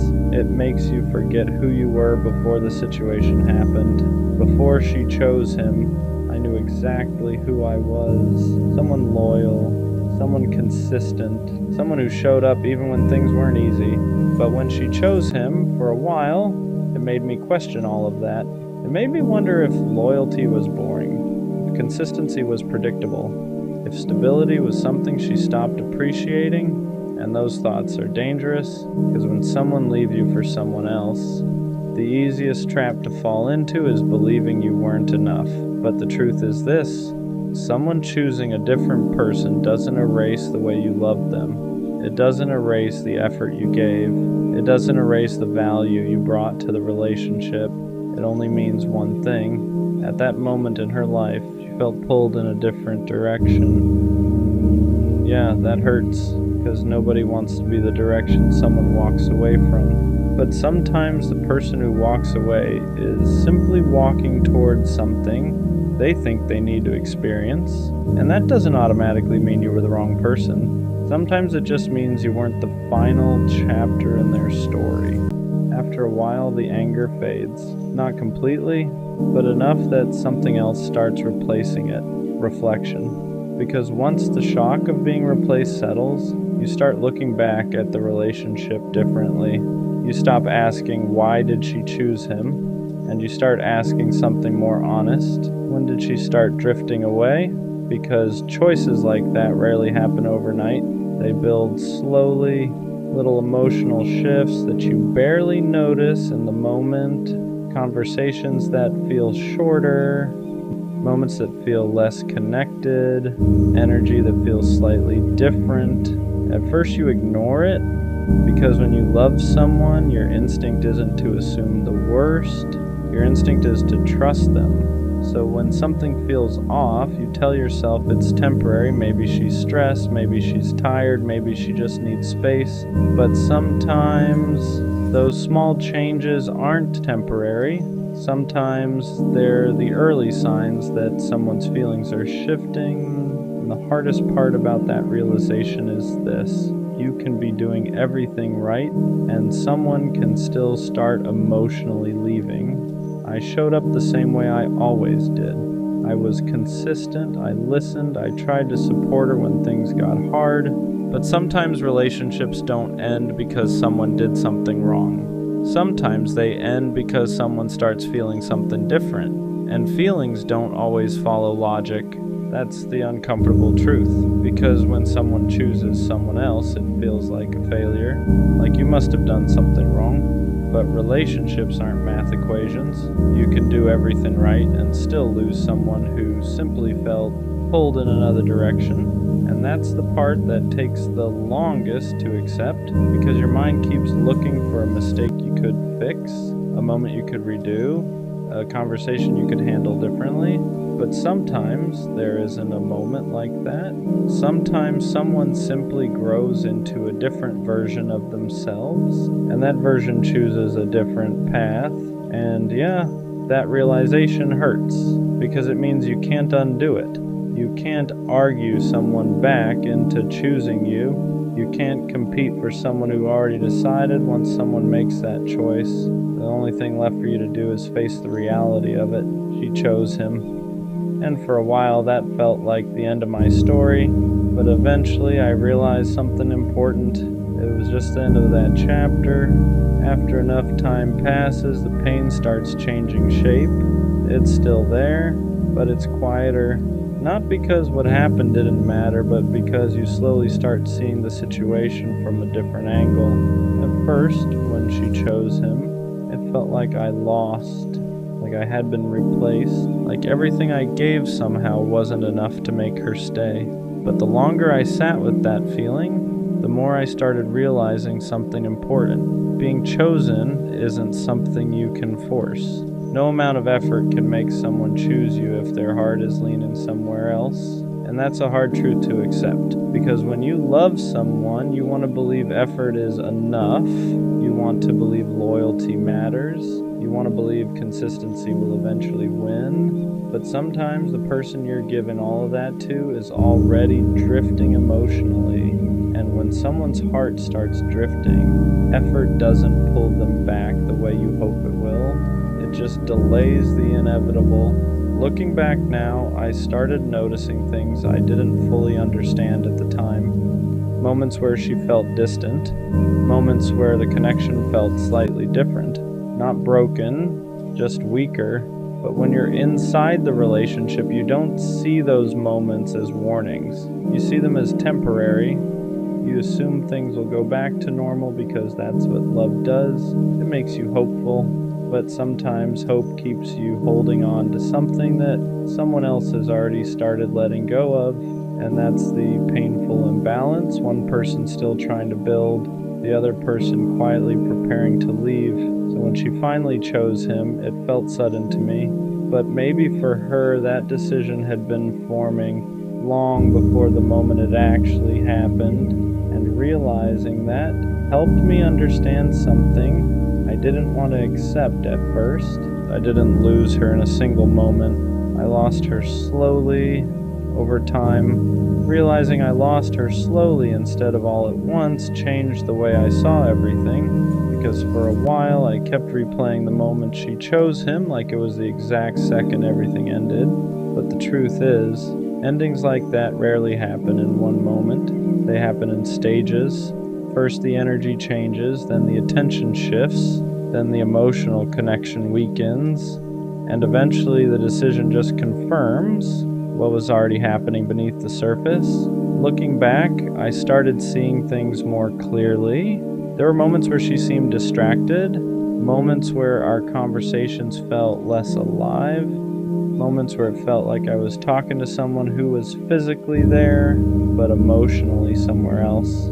At the time, I didn't question it too much, because when you trust someone, you don't immediately assume they're drifting away. You assume things will stabilize again. You assume whatever feels off is temporary. But sometimes those moments aren't temporary. Sometimes they're the beginning of the emotional distance that eventually turns into separation. And when someone new enters the picture during that distance, everything accelerates, because now the attention they used to give you is being shared with someone else. And attention is powerful. Where attention goes, feelings follow. That's the part people don't realize until it's too late. Relationships don't only end because of arguments or big betrayals. Sometimes they end because someone else slowly starts occupying emotional space that used to belong to you. And once that space is filled, the connection you had starts shrinking. Not because you stopped trying, but because their focus shifted. And when someone's focus shifts, their feelings usually follow. So when she finally chose him, it felt sudden to me. But maybe it wasn't sudden at all. Maybe it was just the final step in something that had been changing quietly for a long time, and accepting that wasn't easy, because it meant admitting that the relationship I thought I still had was already fading before I realized it. Once I accepted that the relationship had been fading, before the moment she chose him, something else started changing inside me. The story in my head started shifting. At first, the story was simple. She chose him because I wasn't enough. That thought sits heavy when someone leaves you for someone else, because it makes it feel like a comparison you lost, like you were weighed against someone else and came up short. But the more time passed, the more I started questioning that narrative, because if I'm honest with myself, I know who I was in that relationship. I was loyal, I was present, I showed up when things weren't easy, I stayed even when conversations got difficult, and those things don't suddenly lose value just because someone decides to walk away. Sometimes people don't leave because you were lacking something. Sometimes they leave because they're searching for something different, different timing, different energy, different experiences. And when someone is searching for something different, the person they leave behind isn't always the problem. They're just not the direction that person wants to move in anymore. That realization doesn't erase the pain instantly, but it does change the way you carry it, because instead of feeling like you lost a competition, you start realizing that you were simply part of someone else's journey, a chapter, not the entire story. And yeah, that can be hard to accept at first, because when you're in love, you don't imagine yourself as just a chapter. You imagine yourself as the ending, but life doesn't always work like that. Sometimes people walk into your life for a season, they teach you something, they change you in ways you didn't expect, and then they move on to a different path. And when that happens, the choice they make isn't always about your worth. Sometimes it's simply about their direction. She chose him, but that doesn't mean I was someone unworthy of being chosen. It just means her path went somewhere else. By the time enough time passed, the pain stopped feeling like rejection and started feeling more like clarity, because when someone chooses someone else over you, it forces you to confront something uncomfortable. You can't control who someone chooses. You can't convince someone to value what they've already started letting go of, and you definitely can't compete for someone who's already made their decision. For a long time, I thought about what I could have done differently. Maybe I could have been more exciting, maybe I could have been more unpredictable, maybe I could have noticed the distance sooner, but eventually I realized something important. Even if I had done everything perfectly, the outcome might have been the same, because when someone's feelings start shifting, they don't always shift because of something you did wrong. Sometimes they shift because that person is changing, their priorities change, their emotions change, the things they're drawn to change. And when that happens, the person they once chose can slowly stop feeling like the person they want to keep choosing. That doesn't mean the connection was fake, it just means it wasn't permanent. And once I understood that, something inside me relaxed, not because it stopped hurting, but because I stopped trying to rewrite the past. I stopped trying to find the exact moment where everything could have been saved, because sometimes relationships don't end because of a single mistake. Sometimes they end because two people slowly start walking in different directions, and when that happens, no amount of effort can force the paths back together. She chose him, and for a long time, that sentence felt like the worst thing that could have happened to me. But eventually I started realizing something else. If someone can choose someone else over you, then they were never meant to be the person who chooses you forever. And that realization hurts at first, but it also frees you because it reminds you that being chosen by the wrong person isn't the goal. Being chosen by the right person is. Looking back now, the moment she chose him doesn't define me the way it used to. At first it felt like proof that I lost something important, but over time I realized something different. I didn't lose my ability to love. I didn't lose my loyalty. I didn't lose the way I show up for people when I care about them. Those things didn't disappear just because one person decided to walk away. The only thing that changed was the direction my life was moving in. And maybe that direction was always meant to change, because the truth is, relationships aren't about holding on to someone who no longer chooses you. They're about eventually finding someone who continues choosing you, not once, not only when things feel easy, but again and again. Through the normal days, through the difficult conversations, through the moments where excitement fades and what's left is commitment. And if someone can walk away from you for someone else, it simply means they weren't the person who was going to make that kind of commitment. She chose him, and that used to feel like the end of my story. Now it just feels like a moment that redirected it, because one day someone else will choose me, and when they do, it won't feel like a competition, it'll feel like certainty. I didn't realize it at first, but she was keeping me around just in case things didn't work out with someone else, just in case she got bored, just in case she needed someone who would always answer. And the worst part, I thought I was actually important to her, because she would still text me, still check in, still have those moments where it felt like we had something real. So I stayed, because when someone doesn't fully leave, it gives you hope. And hope is dangerous when it's built on inconsistency.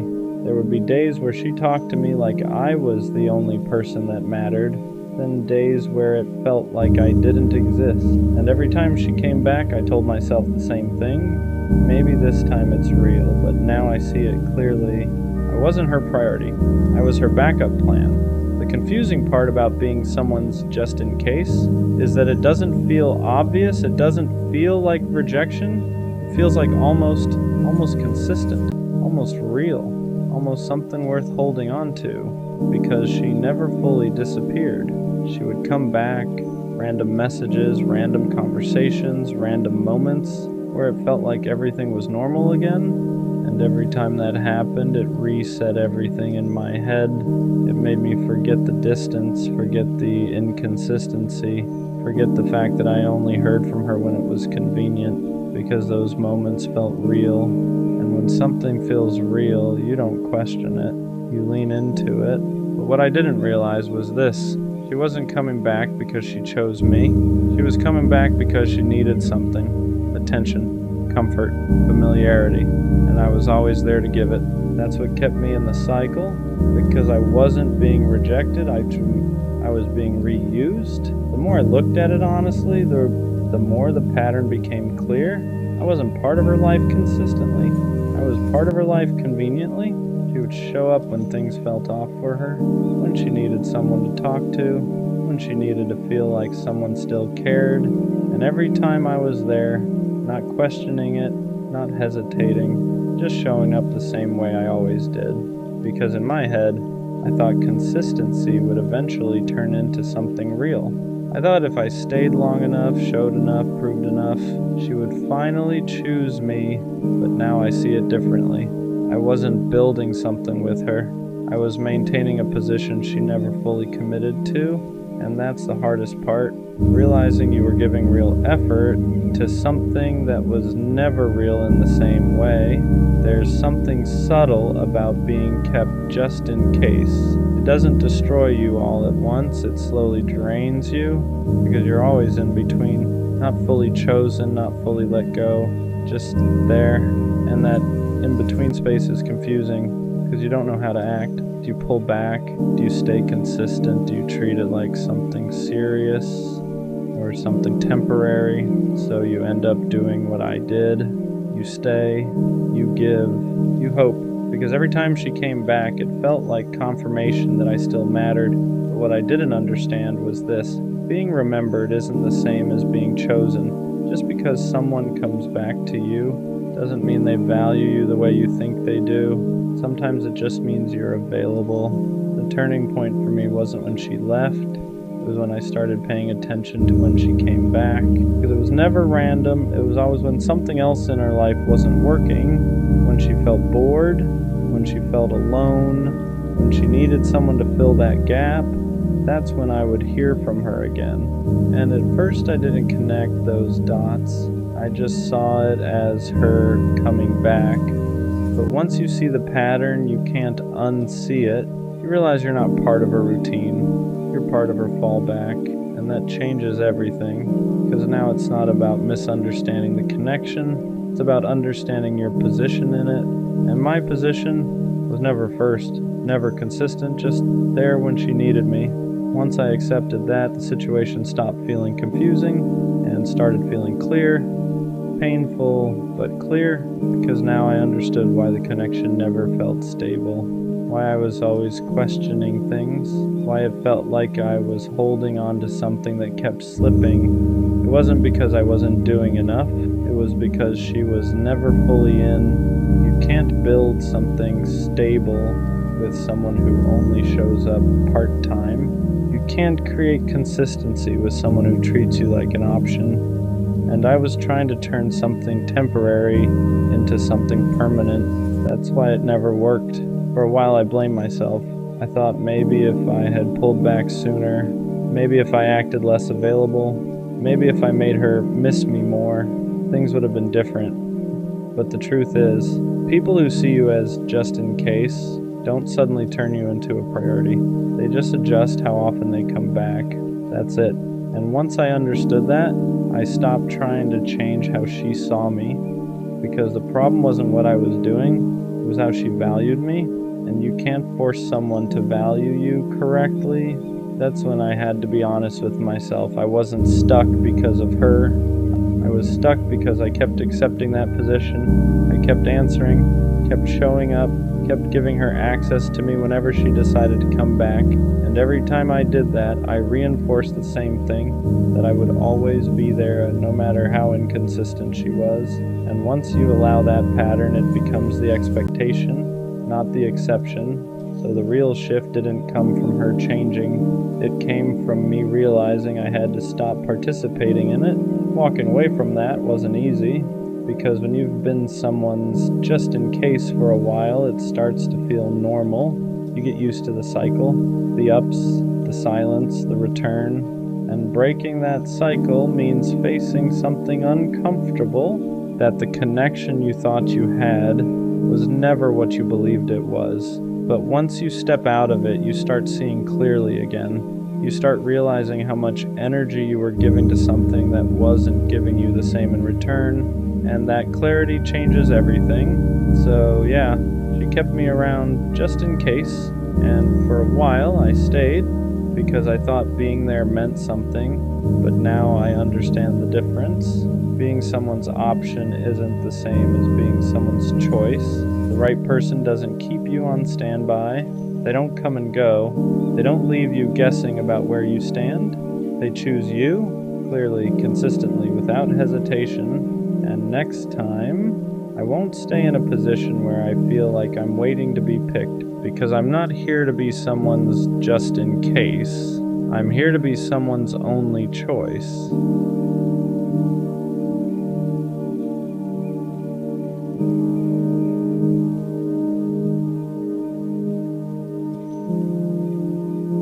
She made me feel loved, not in a loud way, not in a dramatic way, in a steady way. She checked in, she listened, she remembered the small things, and the crazy part? I didn't know what to do with it.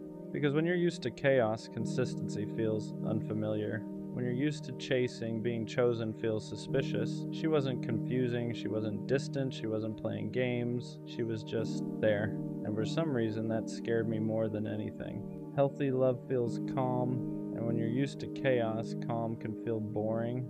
There were no mixed signals, no guessing games, no hot and cold energy. She didn't make me question where I stood, and that was new.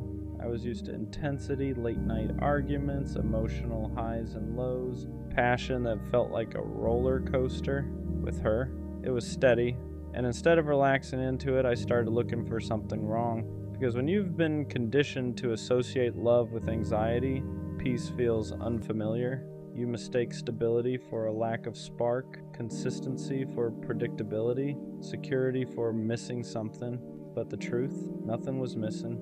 I just didn't know how to receive love that didn't hurt first. Sometimes we don't sabotage love because we don't care.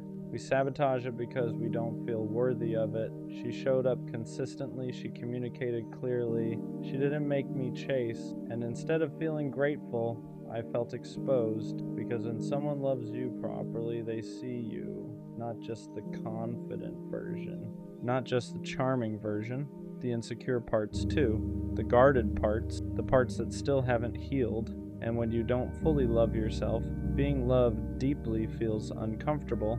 You start thinking, what if she realizes I'm not as solid as I seem? What if she expects more than I can give? What if I mess this up? So you create distance first, you act unsure, you slow down, you convince yourself the timing isn't right, not because she wasn't enough, but because you didn't feel like you were. I told myself it wasn't the right time, that I needed to focus on myself, that I wasn't in the right headspace, that something felt off. But if I'm being honest, nothing was off. I was just scared of being responsible for something real. Scared of being consistent, scared of not being able to hide behind confusion anymore. Because when someone loves you right, there's no chaos to blame, no mixed signals to point at, no drama to distract you. It's just clarity, and clarity means accountability. I couldn't say she didn't show up. She did. I couldn't say she wasn't serious. She was. So the only thing left to question was myself, and that's harder than walking away. You don't always realize what you had while you have it. Sometimes you realize it in the silence after, when the good morning texts stop, when the consistency disappears, when the calm you once questioned is suddenly gone. And that's when it hits. She wasn't boring, she was safe, she wasn't too available, she was intentional. She wasn't lacking spark, she just wasn't chaos. I confused stability with something missing because I was addicted to intensity. And now that it's quiet, I see it clearly. She wasn't asking for too much. She was offering exactly what I claimed I wanted, and the hardest part is realizing she didn't leave because she didn't care. She left because I hesitated. Growth doesn't always happen while you're in something good. Sometimes it happens after you lose it, after the silence, after the distance, after you sit alone with no one to blame but yourself. That's when reflection hits differently. You replay conversations, moments you brushed off, times she asked for reassurance and you gave her half answers, not because you didn't care, but because you weren't mature enough yet to handle something healthy. And the painful part, you finally become the version of yourself that she needed, clearer, more emotionally aware, more ready, but she's not there anymore. And that's the lesson. Sometimes the right person meets you at the wrong version of yourself, and losing them is what forces you to grow. Now the question is different. Do I reach back out, or do I let her have the peace I couldn't give her before because missing someone isn't the same as being ready for them? Regret can feel like growth, loneliness can feel like clarity, but are you actually different, or do you just miss how she made you feel? That's the part nobody talks about. It's easy to want someone back when you finally understand their value. It's harder to admit you might still not be the version they deserve. Reaching out isn't about easing your guilt. It's about being certain you won't repeat the same pattern. Because if she loved you right once, she deserves someone who can love her right back. And if that's finally you, then show up differently. If it's not, let her be loved properly by someone who was ready the first time. Being ready isn't about having your life perfect. It's about emotional responsibility. It's about being able to communicate without shutting down, being consistent without feeling trapped, being vulnerable without running when it gets real. I thought being ready meant having money right, career right, timing right, but she didn't need perfection. She needed presence. She needed reassurance without having to beg for it. She needed clarity without having to decode it. She needed someone who didn't confuse peace with boredom. And the truth, I wasn't emotionally disciplined enough. I like being loved, but I wasn't ready to love back at the same level. And that's the difference. Being ready means you don't just enjoy the love, you reciprocate it fully. Was losing her a mistake, or was it a lesson I had to learn the hard way? At first it felt like a mistake, like I let something rare slip through my hands, like I fumbled the one person who actually showed up right. But the more I sat with it, the more I realized something. If I wasn't ready, I would have hurt her eventually. Not intentionally, not maliciously, but through inconsistency, through hesitation, through emotional immaturity. And she didn't deserve that. Sometimes the loss isn't punishment, it's preparation. Preparation to become the version of yourself who doesn't run from healthy love, who doesn't confuse peace with boredom, who doesn't sabotage stability. Maybe she wasn't meant to stay forever. Maybe she was meant to show me what real love looks like, so I'd stop settling for less and stop being less. And that doesn't erase the regret, but it gives it meaning. Will she ever know how much she meant to me? Probably not in the way she deserved, because when she was loving me out loud, I was loving her quietly. When she was certain, I was unsure. When she was present, I was half in. And now that I finally understand her value, it's in hindsight. But here's what I do know. She raised my standard, not just for what I want, but for who I need to be. She showed me that love doesn't have to be chaotic to be real, that consistency isn't boring, that reassurance isn't weakness, that stability is rare, and maybe she'll never know how much she changed me. Maybe she'll never know that losing her is what forced me to grow. But one day, when I love someone the right way, fully, clearly, consistently, a part of that will be because of her, because she loved me right, even when I wasn't ready, and that's something I'll always respect.